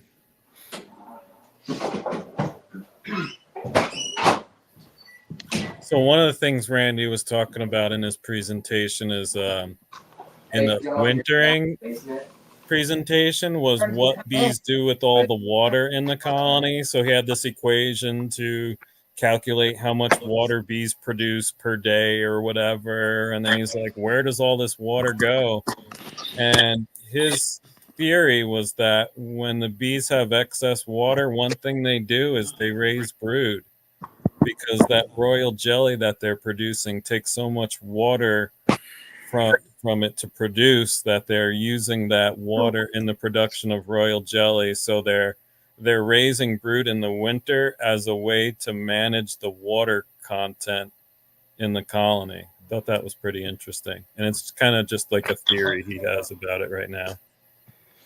Oh my gosh. Right. I'm in Oh my different God. spots. Uh-oh. Turn that one off. You turn it on here. Go in there twice. That's how awesome we are. There's no in here. Oh my gosh. Turn it off. I can't see it. Turn it off. I'm working on it. This is about about to to get get bad, bad, you guys. Look away. All right. Okay. I think we're just one now. No. Nope, you're in 2. How? Yeah. How do you go The away? other one's locked up. I can probably take you out. Yeah, I was gonna say I closed it on my iPad. It shouldn't be there. Yeah, There we go. probably because I No, didn't. that's no end-in term, isn't it, Melissa? What? How? That's no end-in term. No. How? Carl says we can't take 2. Hey, Carl, I couldn't have said it better myself, my friend. I cannot handle 2 of this lady. DC said we broke the stream. Todd wants them to eject us. I can barely handle 1 of her. You could not have said it better, Carl. We all I can don't know what barely to handle do. 1 at a time. It broke the stream. Hit the eject button. Oh my gosh. So That's what I love about this chat. Just all the love here, you know. I changed our name. Normally Sunny and Cher. So JW, are you going to the Illinois State meeting as well? I shall. So we'll get to see all the fun shenanigans from the 3 of you. I need to Probably so. be the When I- chaperone for these 2 monkeys up here between us. I'll tell you what, we're actually doing the honey show training on Friday before the conference Cool. on Saturday. So that'll be interesting. Tom, you too? Yeah, I am. JW said he No. wasn't coming in until Friday night. No. So Before you ask. No. yeah, JW said he goes, I don't have nothing to do with that. I'm like, well, you could. Because JW's going to be in the candle making class. Yeah. Yes. There you go. Yeah. Well, he should go so that he can learn how to perfect that honey he emails in for competition. That's a good point, Melissa. I know, right? Yep. That's a good point. Is there anything you're excited about for that conference? Well, Yeah. Besides JW, I mean. Yeah, right? That was my I'm gonna first. get some sugar, hopefully. I'm gonna get some sugar. Yep. Hopefully. I mean, you're not getting sugar from me personally, but I am going to bring you some totes of sugar. Okay. Some literal sugar. Yeah, not that's right. metaphorical Literal sugar. Just to Clarify clarify. that. JW and Tom got a hotel room. Yeah, I'm not going to be hung on that. Yeah, JW Yeah. sees Tom and he's like, give me some sugar. Pour some sugar on me. That's what he's gonna say. Hey, listen, Philip, as soon as he pays me for it, I'll dump it on him. I don't care. It'll be his sugar. What did you say? Like 140 pounds? So- Yeah. So when I saw you guys on Thursday night, I thought Cher had left Sonny for Roy Orbison. I have to say that's probably the best Sonny and Cher ever looked. Yeah. No, you're being too kind, Joe. That wig on Tom was, I'm like, we got to do something with that wig. He's like, no, it's fine. I'm like, I need to cut it or something. He's like, no, it's fine. I'm like, all right, whatever. Well, I That thought she analogy of Phillips hit it right on the nose. I never thought about it, but that was Roy Orbison. I don't even know who that I is. know. He didn't even know, whatever. I had to do a little look up in the bios of Sonny Cher and and Sonny just to kind of get an idea of what I was dealing with there. So I had to kind of look them up a little bit more. You're doing research on your character. That's Yeah, right. Yeah. We had actually those clothes, that costume, we'd had those clothes for, I don't know, years because we were hippies one year for Halloween. Mhm. So we already had those. We just had to buy the wigs. Mhm.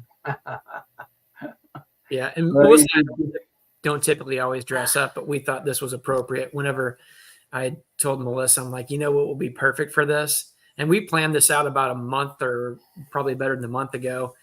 And I said, hey, I know what we're going to do. Cause I asked Ricky, I said, are you planning on having the chat on Halloween? And he said, yeah, see why not. I'm like, I can't imagine that most of the people that join into this are going to be out trick or treating for one, or unless they have grandkids or, something like that. So I'm like, yeah, I'm pretty sure everybody's going to be on here. And so I'm like, yeah, we're not really going anywhere. So Melissa sets out tables for the kids and said, hey, we'll just do this. And that's what we planned. So We it worked do out. we do self-help Halloween tables. Mm-hmm. Let the kids take what they want. So I was home. I was the door answer for Halloween. We got 2 groups of people the entire night. That's it? First, yeah, absolutely. And you saw my I neighborhood. got It's 0. suburbia, Yes. right? It's the perfect neighborhood. Yep. So we had it looked like brother and sister. That was the first group. And then an hour later, we got 2 kids and 2 drunk moms. That was the second group. And this was after I had shut everything down, I heard them all coming. So I opened up the door and I was trying to give the kids multiple candies because it was the end of the night, And then I turned to the 2 moms and I'm like, you guys want candies too? And they're like, no, we got it. We're all set, And they're all right, have fun. You said, way to be good role models, ladies. And keep up the good work. That's so right. I had 3 bowls. I do goodie bags, and I had 3 bowls of goodie bags. Each bowl had 20 bags in it. And I only put one bowl out at a time because I kind of wanted to keep track this year of how many visitors we had.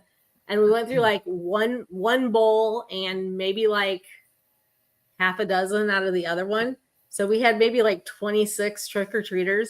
And I think there's 62 houses in our subdivision. But there's 2 other smaller subdivisions on either side of us.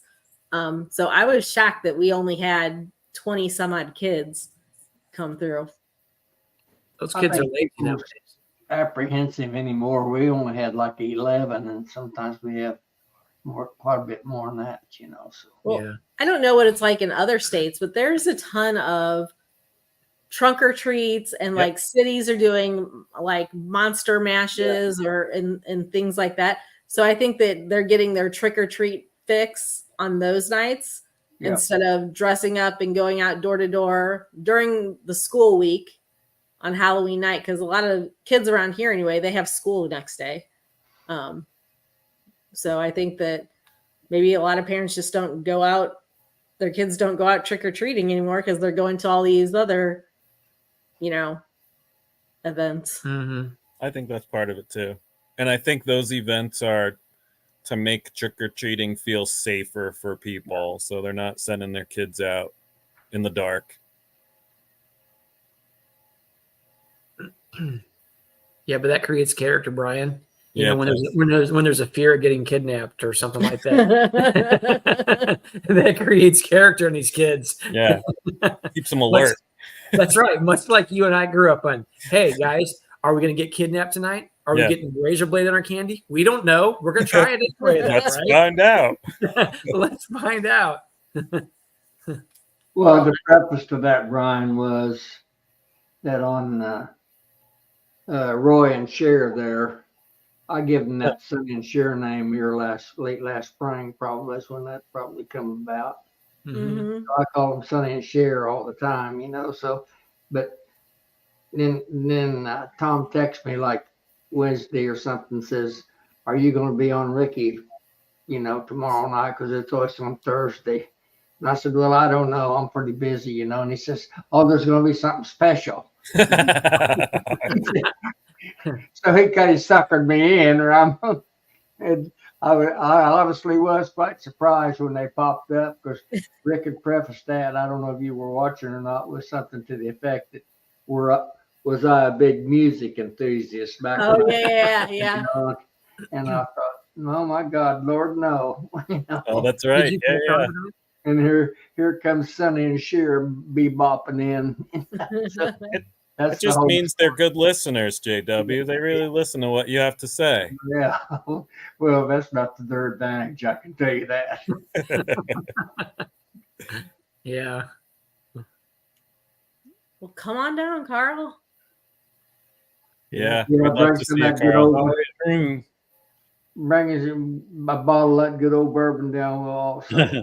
Or if you can't make it to Nobby, come to the EMBA's conference in February. Yeah. Where whoever wants to come can come, but Absolutely. I know I'll be there. Tom will be there. I'll be there. Brian will be there. I'm guessing JW is probably going to be there. He's going to be there. JW is going to be there. All right. You guys give me a lot of credit. That's a long ways down the road for the old Oh, man. you'll be here. You'll be here. Todd's going to come sell his Appy tablets, right, Todd? Yeah. Yeah. You can email your product. We'll set it up for you when it gets here. So Bob Benny's setting up a booth there too. So, I mean, he obviously is our keynote speaker, but he's going to be setting up a booth as well. I just talked to him the other day. So Brian, if you don't get enough wax at Nobby, maybe you can buy some more in February. Yeah. I think I'm going to fly to St. Louis for that one. I think I'm going to fly in and fly out because I'll get everything purchased. Maybe this is what I'll do. I'll buy a whole bunch of stuff in January. And if I don't have enough stuff, then I won't get a ticket. I'll drive out there and see what I need. Who are your other vendors? So we have John Hillco. Okay. We have Bob Benny. And there's a few people that I haven't formally invited as of yet. We were finishing up some paperwork and stuff that we needed to do. We have our local lady, Jane with Visibee. She sells a large variety of different things. Okay. Daniel. Daniel, he's the guy that is out in he's Golden Bee. I don't think he was a vendor at Nobby last year. He was talking about it. I know who you're talking about. Okay, so he actually sells some really great equipment. I bought a bunch of setup hive assemblies from him this year and wax tipped them. So we get all our frames from. I get all my frames from him now. He's got great pricing on it. Let's see. Earl Hoffman will be there. Earl Hoffman, Strong Microbials. He's going to be there. there. Are you going to invite Charles Linder? Isn't he just down the road with all those pro nukes? He is, and I didn't think about that, but that would be a good point to maybe reach out to him. I didn't even know of the guy until it may have been JW. Yeah, that was like a couple chats ago. But JW was your man for that connection. Yeah, I think he was the one that told me about him, and I don't see a lot of Charlie. He's on the move so much that his operation just down the road about maybe 20 miles from me, but I don't see a lot of him. I've known him, but I don't see much of him. He's on the road a lot. So it's possible that he may not even be in town in February. Yeah. He could be in California. Yeah. So we have a lot of vendors, I guess, that he's talked to, but we haven't got confirmation. Matthew. Comfort Pro. With Comfort Pro, he'll be there. Okay. But my goal was like last year when I had invited vendors, I was not trying to have much overlap. There's some vendors that do have a little bit overlap, but I was trying. So I wanted to make it where we had a large variety of different products, not the same old things, right? And I also think about it from a perspective of the vendors. I need them to come out here and make money, because if they don't make money, they won't come back. And if they're competing with each other, they're not making money. That's right. Again, there's some people who have some overlap, like John Hill carries a large variety. And I'm going to say, hey, focus more on your stainless steel stuff. Focus more on this, that, and the other. If you want to bring some boxes and frames, that's great. But I have already got this guy's doing it. So, and this is what I would focus on. I can tell them, kind of help clue them in, because again, I want these guys to make money. I want the people of St. Louis and the surrounding communities to be able to get good products. And like last year, I'm like, everybody you see sitting in these vendor booths are people who I actually actively buy from. So meaning I like their products. I think they have good products, and I think they're great businessmen and women that need to be represented here. So that was the idea that I had behind it. And I'm carrying the same theme moving forward this year. So they're going to have a lot of the same vendors, but there's going to be a couple new ones, and we've got a little bit bigger space for them to be able to provide that too. So Tom, left out Arda with Apamay was there last year too. Oh yeah. Arda I'm sorry. Yes, Arda will be there again. So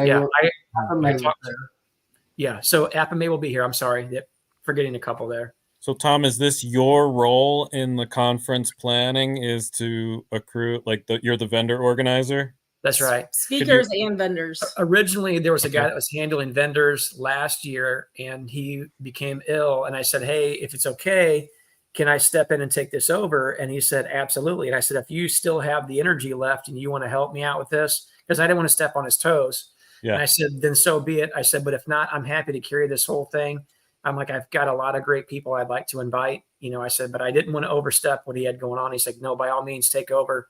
So again, I just kind of assumed the role again, with a lot of the contacts that we've made. And, again, just looking to reach out to them. And most of these guys I can reach out to personally and say, hey, are you interested in coming? If not, do you want to have a presence there in some degree? I might be able to offer you a couple things. Yeah. Just so that some great companies can be represented. And again, the people of St. Louis and the surrounding areas can know of these great products that they may otherwise not known about. Well, because before they were mostly just contacting Dedant and Better Bee and Man Lake, you know what I mean? And it's basically they all sell the same stuff, you know what I mean? Yep. So, but Mark said Jane at Isabee's, she does. She has her store is top notch. Oh yeah. And she sells amazing products. And honestly, when we had Dr. Peckin last year, we took him to her store and he was like amazed by her store. He's like, this is nice. This is a nice setup. Most places don't have beekeeping stores like this. It's more like a few things inside of a barn or something like that, So I'll be honest with you guys. That's one of the reasons I'm coming to see your conference, is to see how you guys put on a conference, to kind of step out of my Colorado beekeeping culture and see the beekeeping culture somewhere else. Mm-hmm. So I'd love to get a chance to go to Isabee's during that trip. Because honestly, I think we had this conversation before. We have a couple of okay beekeeping stores in the Denver area, but our best beekeeping store, in my opinion, is down in Colorado Springs, which is like 60 miles south of us. I'd like to see how you guys put on a conference, and I just like to get a good vibe of what it's like.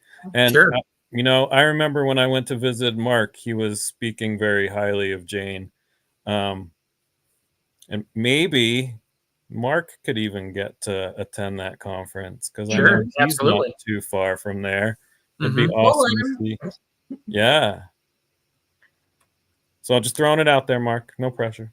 Hey, I'll be honest with you. I'd love to see a lot of people I realize it's not feasible for everybody. I get that. For some people, it may be quite a drive, but it'd be really cool to see a lot of the same familiar faces there. I bet Philip's not too far. I checked it. Where is it? Is it in St. Louis? Yeah, just if you put St. Louis, that's going to get you really close. Let me see. Maybe like I checked where you guys live, and it's like 10 hours from where you guys live. Oh wow. Yeah. Well, so this place is about halfway between St. Louis and our house. Okay. That's a little long.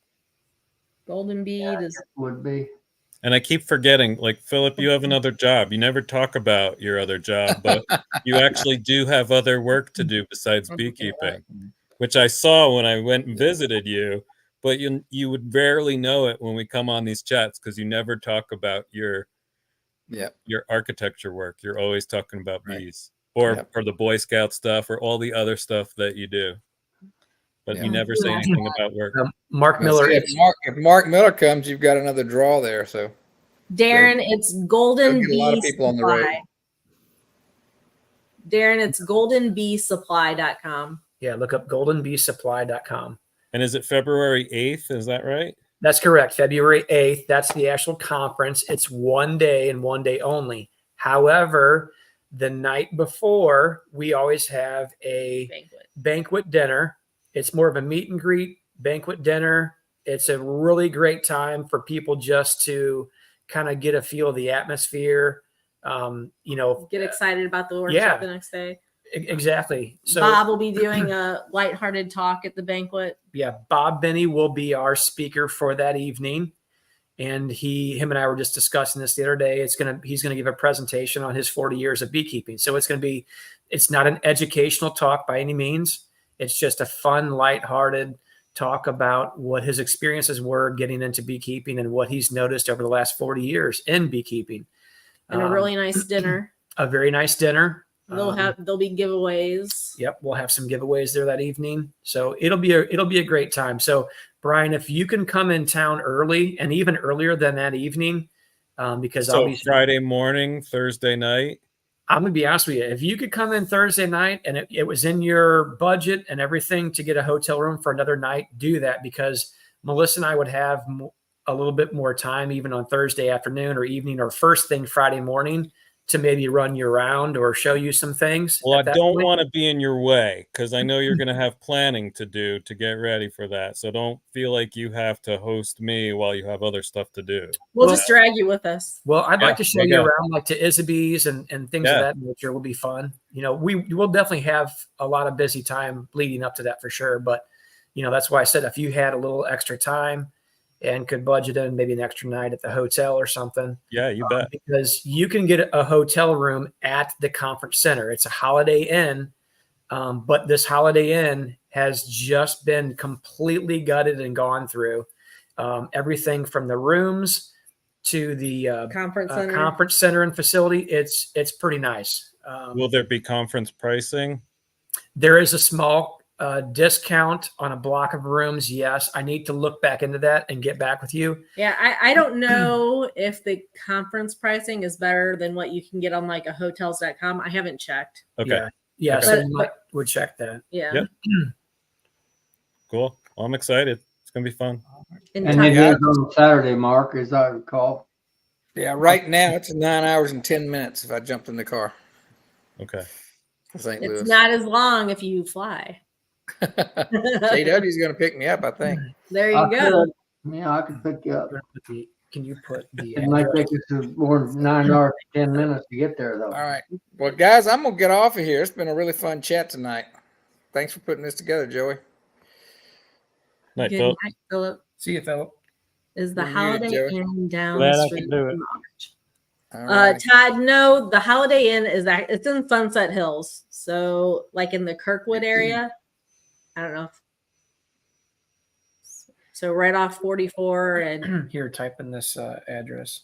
well, that's Joey's. You got Oh, it. He's trying to imitate you again, Joey. What building is it in?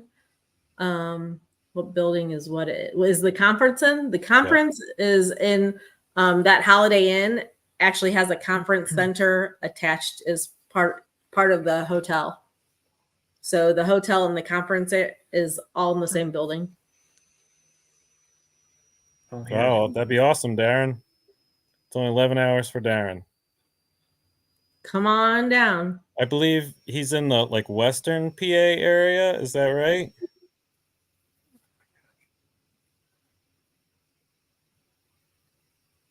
Where in Pennsylvania are you, Darren?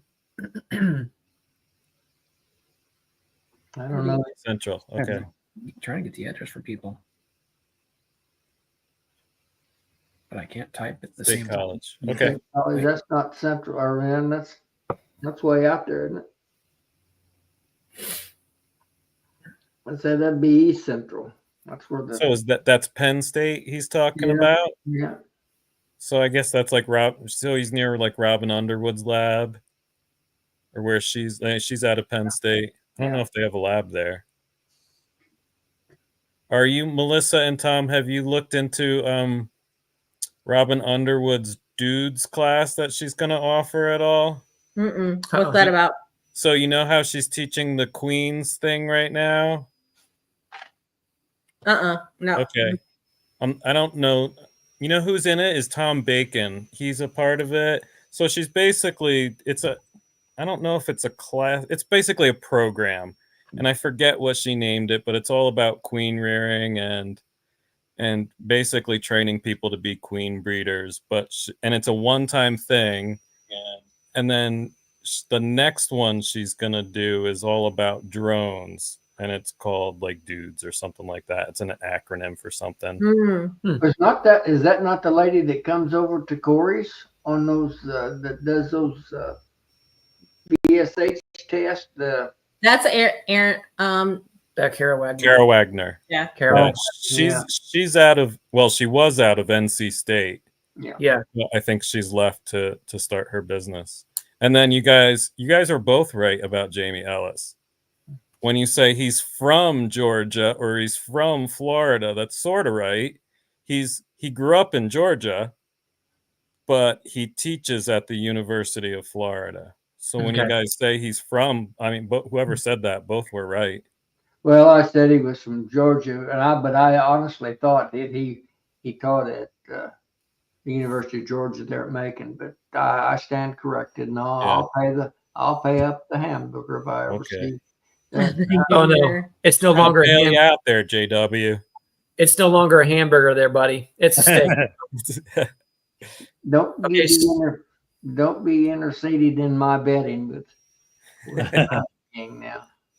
So Melissa just dropped the Holiday Inn 10709 Watson Road in St. Louis, Missouri. So if anybody wants to plug that into their GPS to see what kind of drive time that would take them, that's the physical address of obviously the hotel as well as the conference center.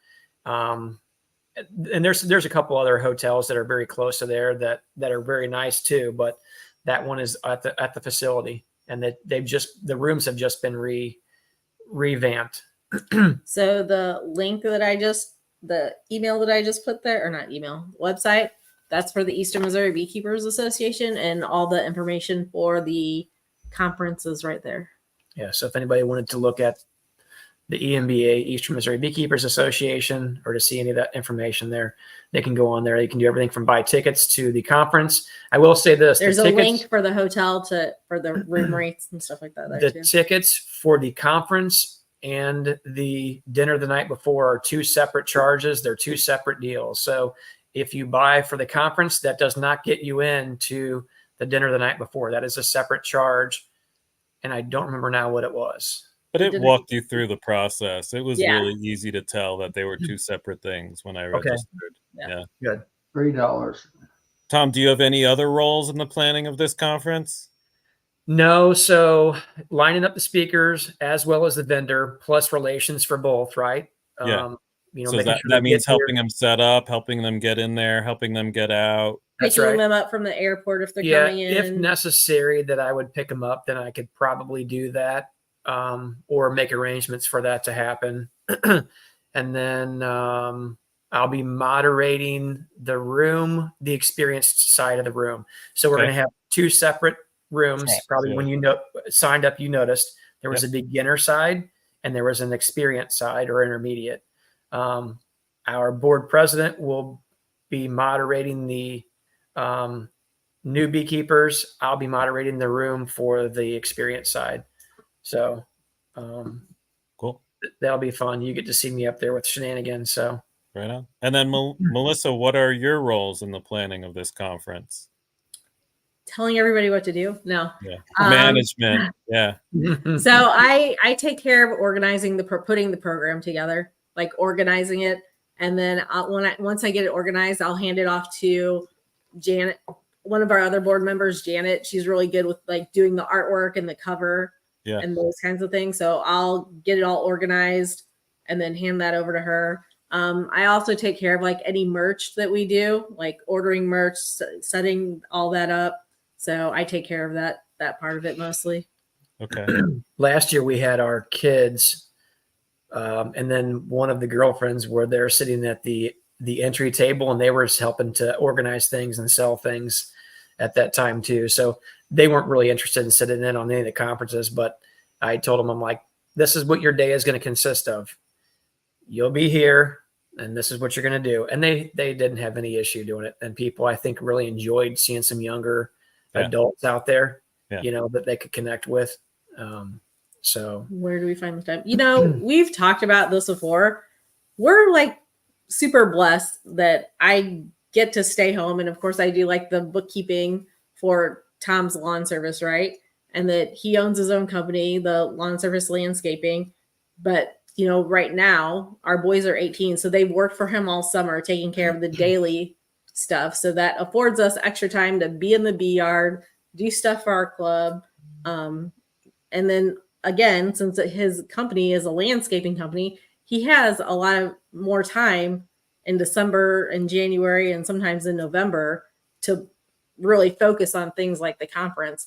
And again, we started planning this basically in April. We started, so it's not like we've just done this in the last, and we have amazing board members with us. Like, it's just not the two of us at all. Like, everybody on our board helps out tremendously. And it sounds like communication is really clear and everyone knows their roles. This is something we're still working on in our board, is, not one person feeling like they have to hold on to everything and do it all, but really, what's your role? And then everyone else trusting that person has that role, and not feeling like you have to go over and make sure that person has it figured out. Well, you mentioned that because that was a big thing when we, Tom and I just came into these roles in our board last year.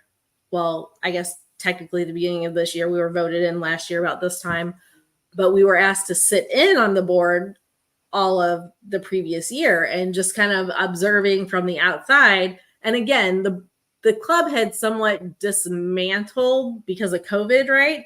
I mean, all the main players were still there, but they weren't like doing anything because of COVID. And so they wanted to come back together and we were asked to sit in, blah, blah, blah.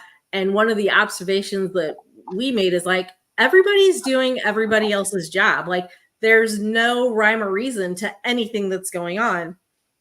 And so when we were asked to be board members, I was like, that's fine. Like, I want to help out, but I don't want to help out, but this is my job. And then this person over here is going to be stepping in and doing my job. That's right. Like, this is my job. This is your job.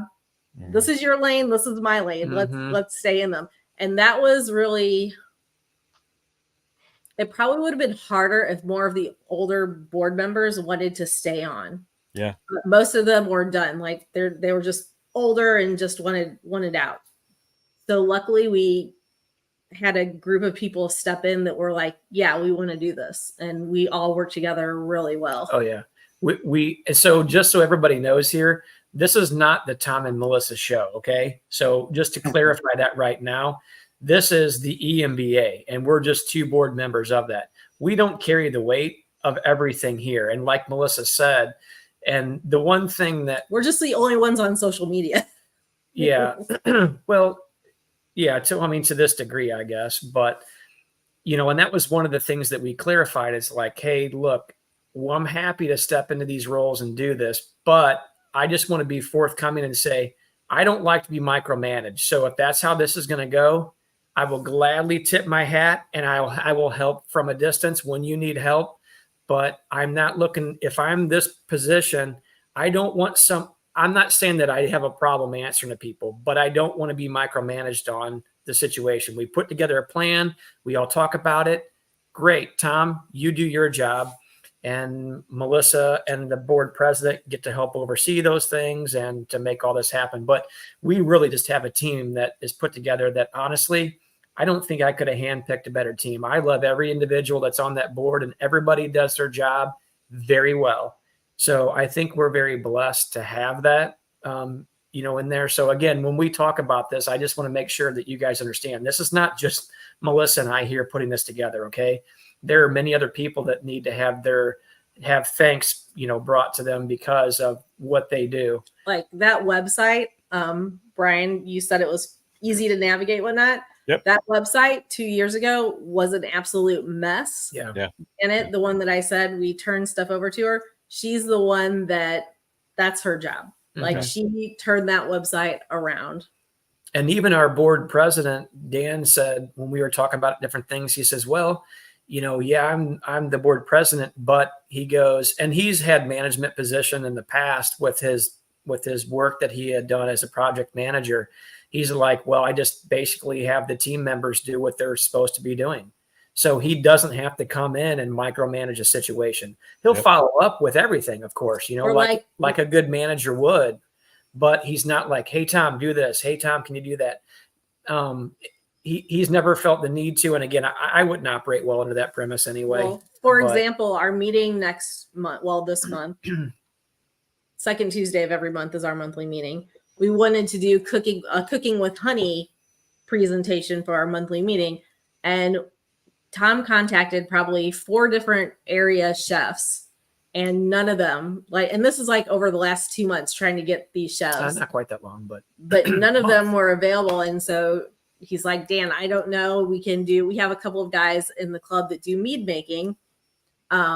Like we could have them do their talk on a mead making class, instead it's still kind of in the same using honey, He's like, I really just want to do this cooking class. And he's like, why don't I try it? So Dan actually found the speaker for our November meeting because Dan was feeling that topic more than I was. And I've planned every other aspect of it. And when he did, I was kind of striking out. And I'm like, Dan, if you have some ideas, pull them in. I'm like, because I don't have a lot of contacts in that area.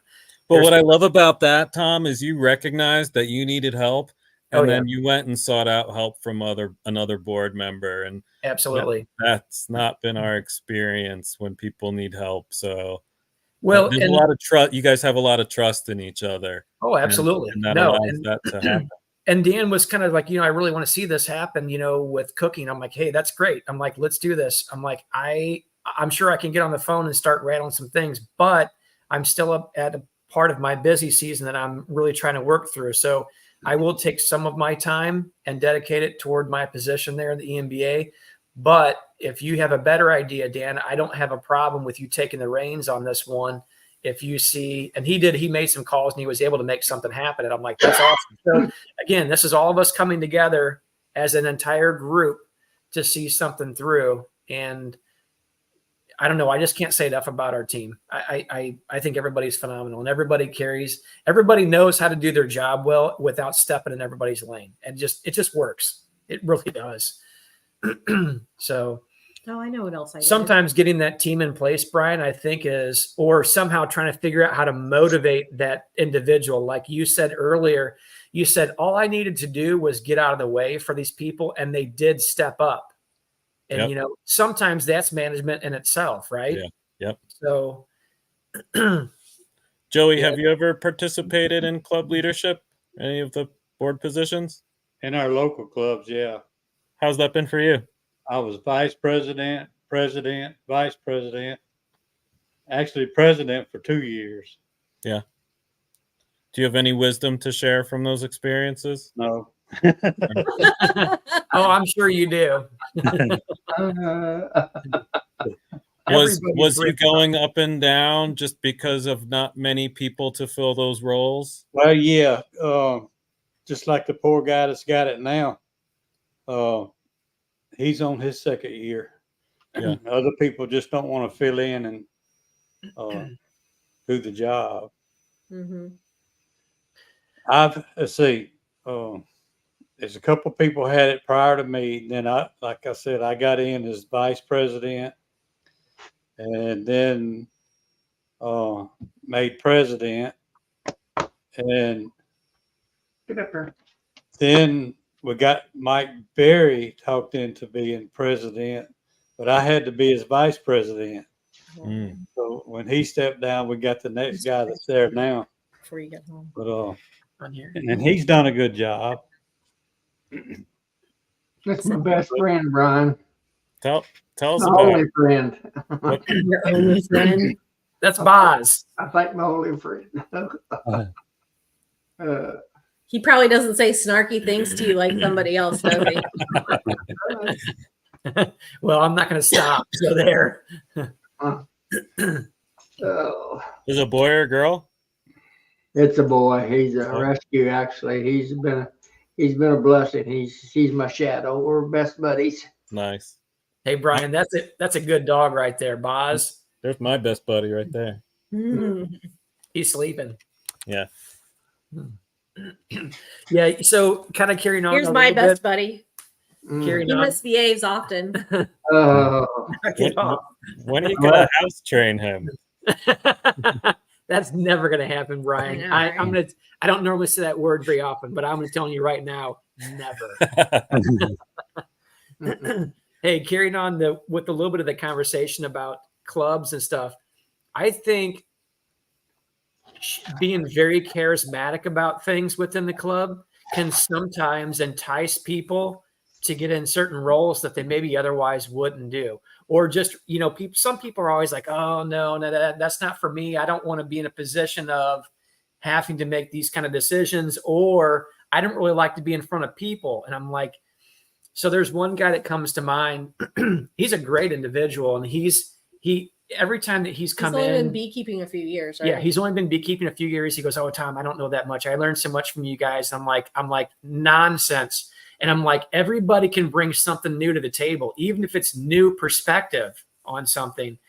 And I told him he was really, he kept thanking us. He's like, man, I really appreciate you bringing me in here and letting us help out in certain areas. Like, he came out and helped me wax dip. He's like, oh no, you're teaching me so much here. And he's recently retired. And I'm like, man, you bring so much value to what is going on here. And I'll give you, for example, he won several awards this year for some of his comb honey and certain honey presentations. He won first place at Missouri State. It was his first year ever entering anything. And I told him, I'm like, look, beautiful. You are now going to be the teacher of this. He's like, oh, no. I'm like, you got the ribbons. I didn't get the ribbons. You got these ribbons. I'm like, you need to be the teacher. He's like, no, I don't have any experience. I'm like, it doesn't matter. The ribbon is telling us what you've been able to accomplish here, So I think he's one guy that we could probably reel into the board at some point in time. Yeah. But again, just rallying people, I think it takes a little bit of effort sometimes, but I think sometimes people want to do these things. They just need a little bit of reassurance. Well, and if they see you're excited about it, they become excited about it too. The other part about it like, too is like in the local club, the small clubs, a lot of people got it in their mind because they're president that they need to be the one up there talking. Yeah. Or they think that's what it needs to be. But I've told them time after time, no, you can find a lot of people that can give you some good information right there in that club that's only been beekeeping for like 3 years. Oh, yeah. right. For instance, we had one guy, his wife started coming to the club about the second year that our little club started. And then after several months, her husband started coming. Well, I've known them most of my life. I used to hunt with him all the time. But he started coming, and he had no interest in beekeeping. He just rode with her to visit people because she told him who all was there. Well, I'm going to go by there and see them, Well, it got time for him to get hives, and he got to looking and was telling somebody about what they were doing, and he had somebody give him a top bar hive. And that was his first hive, was a top bar hive. And he got kind of interested in it. He said, that's different from what I've seen y'all bring up there. And he knew nothing about beekeeping. His daddy used to keep bees when he was a kid, but he said his daddy wouldn't let nobody mess with them. But anyway, he looked at that top bar. He said, I'm going to need a couple more of these. So he built them. He's pretty skilled. He built him a couple more just like it. And when swarm season come along, he got that, we was teaching about swarming, catching swarms and everything. And I told him, I said, when you're ready, let me know and I'll come by and I'll hook you up. I'll help you bait your hive. Well, I brought an old comb that was foundationless, and we cut the top bar off and just attached it to the bottom of his top bar and sprayed it. And he set it up where he wanted it. And in about 1 week, he called me, said, I got bees, and when that happened, he was hooked. Yeah. He got hooked. And then just working by himself in that top bar, he figured out I need to make my next top bars a little bit different. So he made those adjustments and built a couple more like he thought they needed to be. And in less than a year, he did a presentation in the class. Nice. That's awesome. And did a good one too. And told his story, what he went through, But, You know, I think you're absolutely right. I think when club meetings are run well, it's not one person, whether it be right. the president or not, up there being the distributor of all the information. And really, when you're asking those club members to spend 5 minutes, spend 5 minutes talking about that mead, spend 5 minutes Yeah. talking about that beeswax wrap, spend 5 minutes talking. What you're doing is you're prepping those people for those officer Yeah. roles, because you're giving them leadership roles in little tiny pieces that they can take in from there, and then you can go back to those experiences and be like, look, you can do that, you did that there, you can do it again. The other thing I want to say too is a lot of these roles have nothing to do with knowledge of beekeeping. If you have accounting skills, you can be a great treasurer. You don't have Our to, treasurer actually doesn't keep bees. Her husband keeps bees, but she's an accountant, so Yeah. she's our treasurer. yeah, I mean, the she does like markets with them, but she doesn't do the actual beekeeping. Yeah, absolutely. Like it's But event, a she's lot an of it is amazing event treasurer. planning, right? Right. So part of that is the information that you're presenting. Like Tom having a background knowledge of all of the different vendors out there and all of his experiences buying equipment is helpful for that role that he has. So that's something that you couldn't put someone green into and call up Bob Binney or whoever or John Hill. You know, you're going to rely on all those conversations that Tom has already had with John Hill, Sure. and leverage that, right? But there are plenty of positions like a greeter. Like we had, this lady was awesome. Pat Kittleson, who now lives up in Montana. She followed grandkids, right? So she's up in Montana. Darn kids. She was one of the original founding members of the Mile Hive Bee Club. And I didn't know that when I started the club, but I knew her immediately because her role was just to make everyone feel welcome. She just went around and she was that social butterfly. So she would just, but before the meeting, she would just pop from person to person or group to group and check in with people and just make them feel welcome. Right. And that was part of her personality. That's what she did so well. And we missed it when she left because she did that so well. So there's so many things. We actually have that lady specifically in our club. Pat, And her give her name, back. Give her back. her name is Annette. Oh my gosh. I mean, seriously, the lady you're talking about from your club, It's our Annette. it's our Annette. And Yeah. and she's just one of these ladies who does not belong to the board, but she's always eager to help and always eager, just smiling and whatever. Every time I see her, I'm like, hey, she's old enough to be my grandmother. I'm like, hey, young lady, how you doing? She just lights up. She just a beautiful soul.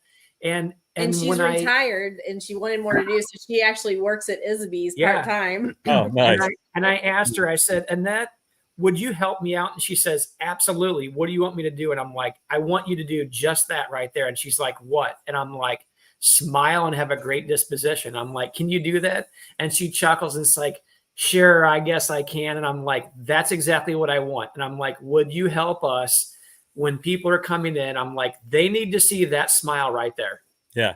I'm like, that's what I want people to see. I'm like, you can be the face of the EMBA when people walk through the door. And not just people, the new people. Pay attention to the new people and give them extra energy. Yeah, say hi to Tom and Melissa, but really pull out that Annette energy for that person that walked through that door the very first time.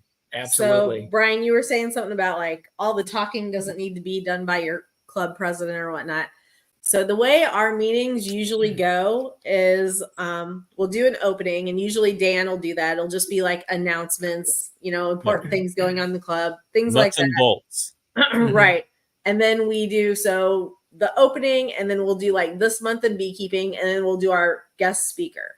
And this month in beekeeping, we'll have like Tom will do it. Jane from Isabe's has done it. Other club members have done it. Just kind of whatever's going on that month that we know people are knowledgeable of what needs to be done. We always mix it have up. a different face, being that presenter. So it's not always Dan. It's not always Tom. It's not always me. You know what I mean? And here's something. Everybody's involved. Here's something I'll point out too. That's sometimes that we don't think about.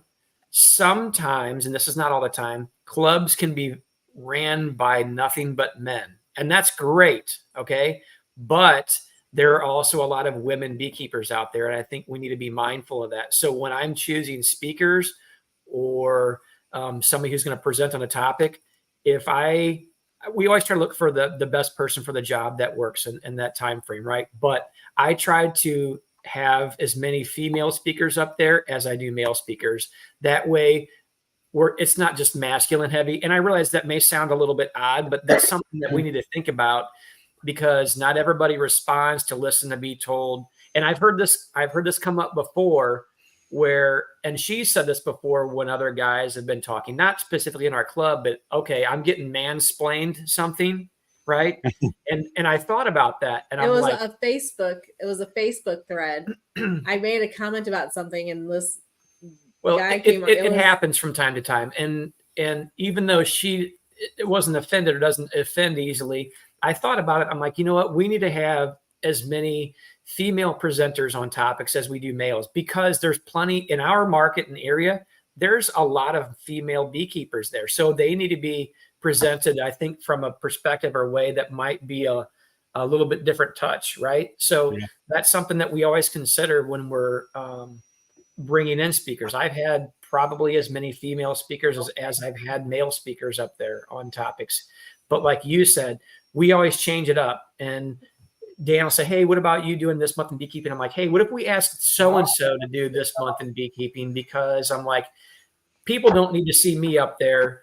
They hear him talking up. Yeah, too much. I'm like, let's get somebody else up there, because everybody will get sick of me or get sick of her or get sick. I'm like, let's change it up. And that's when I had the one guy that was only the second year beekeeper. I'm like, have him go up and give his small little presentation. It doesn't need to be more than 10 minutes. Rick, about his, and he did. And he goes, you think Rick will do it? And I'm like, I guarantee. I'm like, ask him. And I'm like, tell him how good of a job he did. I said, I guarantee he'll do it. And at first he's like, oh, no, not me. And I'm like, Rick, I'm like, you have value. You're the one that went out and got the blue ribbon. Now you have to talk about it.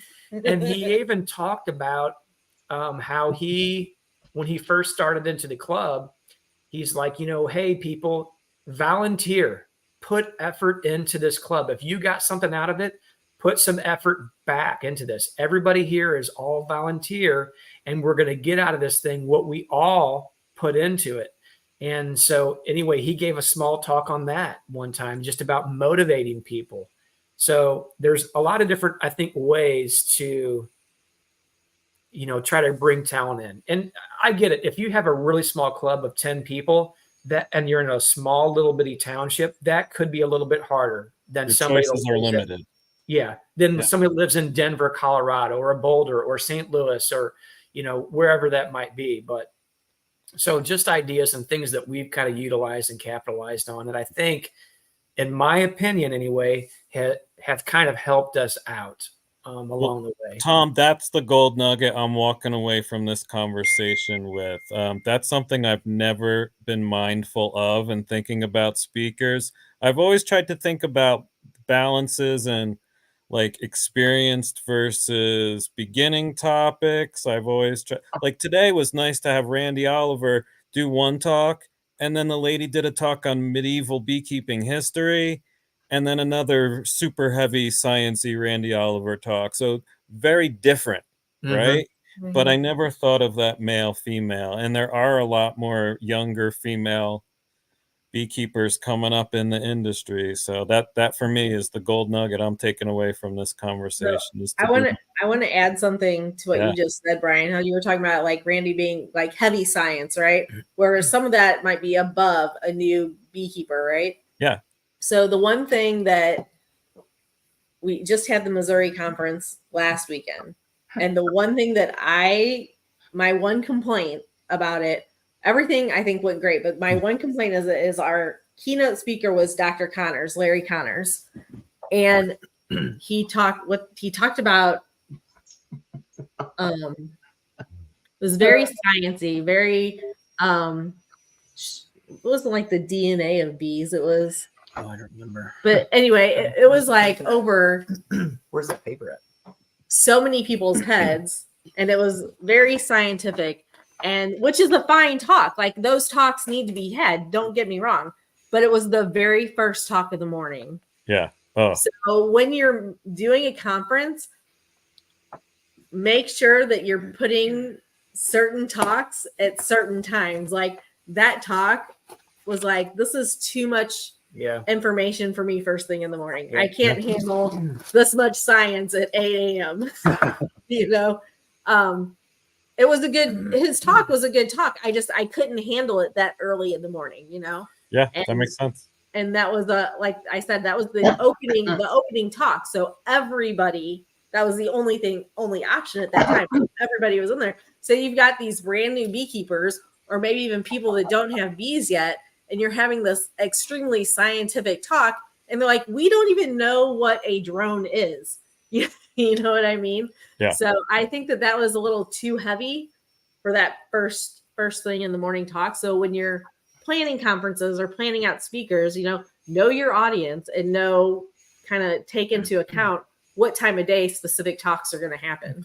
We had a couple of commercial guys come out, and I told them, I said, hey, this is the topic I want you to present on. And I'm like, I would love to hear that from a commercial perspective myself. That's the way I would like to listen to this. But I am doing this as our community, as our EMBA, people that are coming to this. And I'm like, you need to gear this talk, even though like varroa or something. I'm like, you need to gear this toward hobbyist level beekeepers. And I'm like, you can touch on these certain areas, but I'm like, give me an idea where you're going to be at with it. I'm like, I don't need every scientific chart that's way up here. Okay. I need you to bring it down to more of a level that we can implement. That's a little bit easier for everybody to grasp, right? Tom was still too high for himself right here. He needed to go down a little lower. I like to challenge myself, though. So even though I'm down here, I want to challenge myself up here, okay? I have to be challenged a little bit. You guys saw Ian Stepler's presentation to our summer meeting, and that was one that I requested from the Manitoba site that I had watched. What I love about that is even though he's talking from the perspective of that commercial beekeeper, he has that graphic which basically takes down his 1,500 colonies to 10.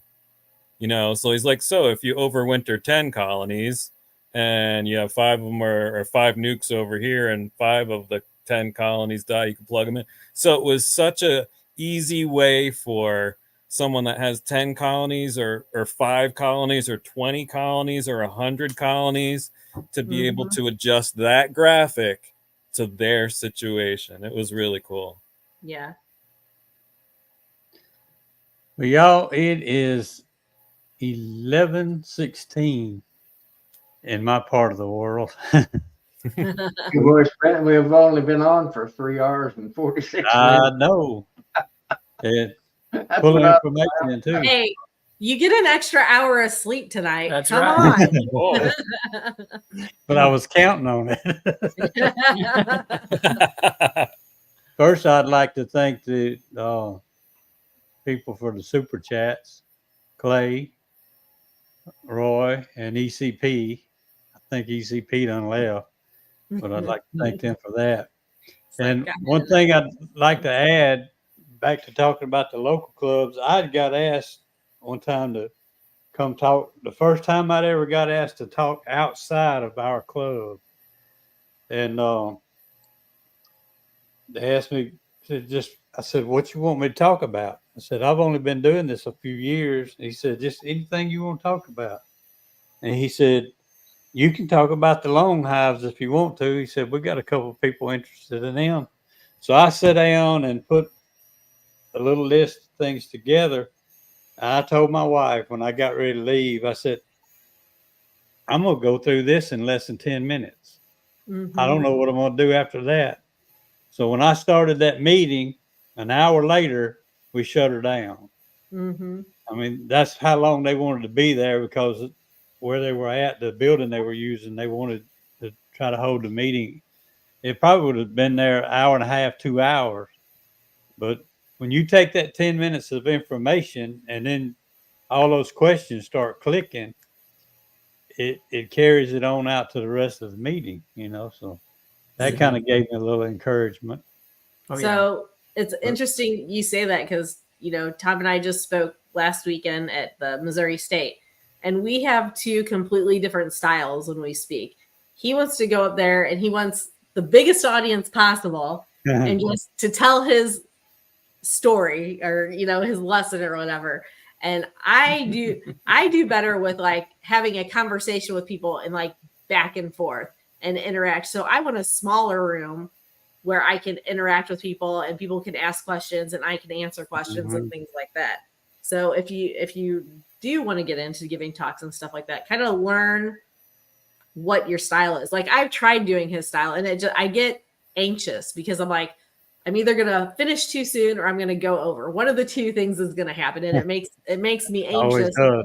And then I forget things, in my talk, where if I'm just having a conversation with people, I get my information out a lot easier. It's okay to go over though, right, Brian?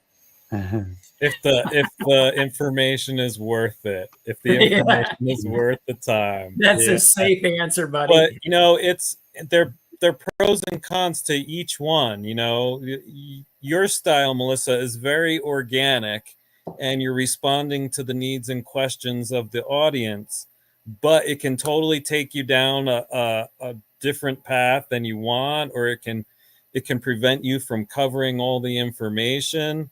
But those people feel like it's really more meaningful because that you're giving them the direct... needed out of the conversation. That's right.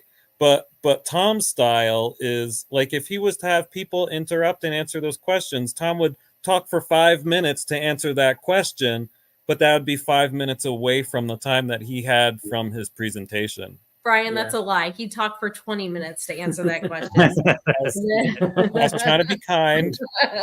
Hey, Brian, you can tell me how it is, buddy. I have a thick skin, man. I'm cool with it. But we know that's what that's what we love about you, right?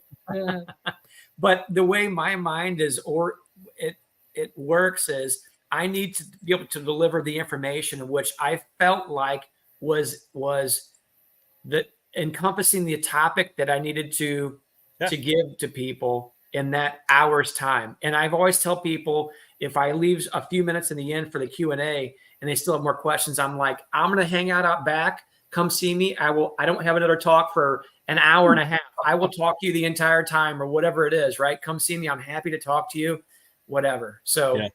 And then the other thing is Melissa's style works really good for a small group. That'd be terrible for a large group. Oh, yeah. Right? That totally wouldn't work for a large group. Yeah. But I think that kind of goes back to like me being a preschool teacher, and you probably get the same being a teacher also. It's like you kind of want to meet the kids where they're at, right? So that's kind of like ingrained into you. So it's easier, I guess, because kids learn best when they're interested in something, right? So it kind of like to me anyway, it kind of goes back to that. Like, they're going to tell me what they want to know from this topic. They already know what topic I'm covering. I'm going to start my talk, and then it's going to go in kind of whatever direction that it needs to go in. Yeah. Yeah. And I still have my points. Like I always let's carry this off. I think Joey wants to end it. We can carry this conversation in the back. I'm almost done. You're the one who over talks. I always meet all my points, but I might like go a little faster if nobody's asking questions about them. Sure. Well, I appreciate everybody in the chat, and I appreciate y'all. Y'all the one that makes this happen.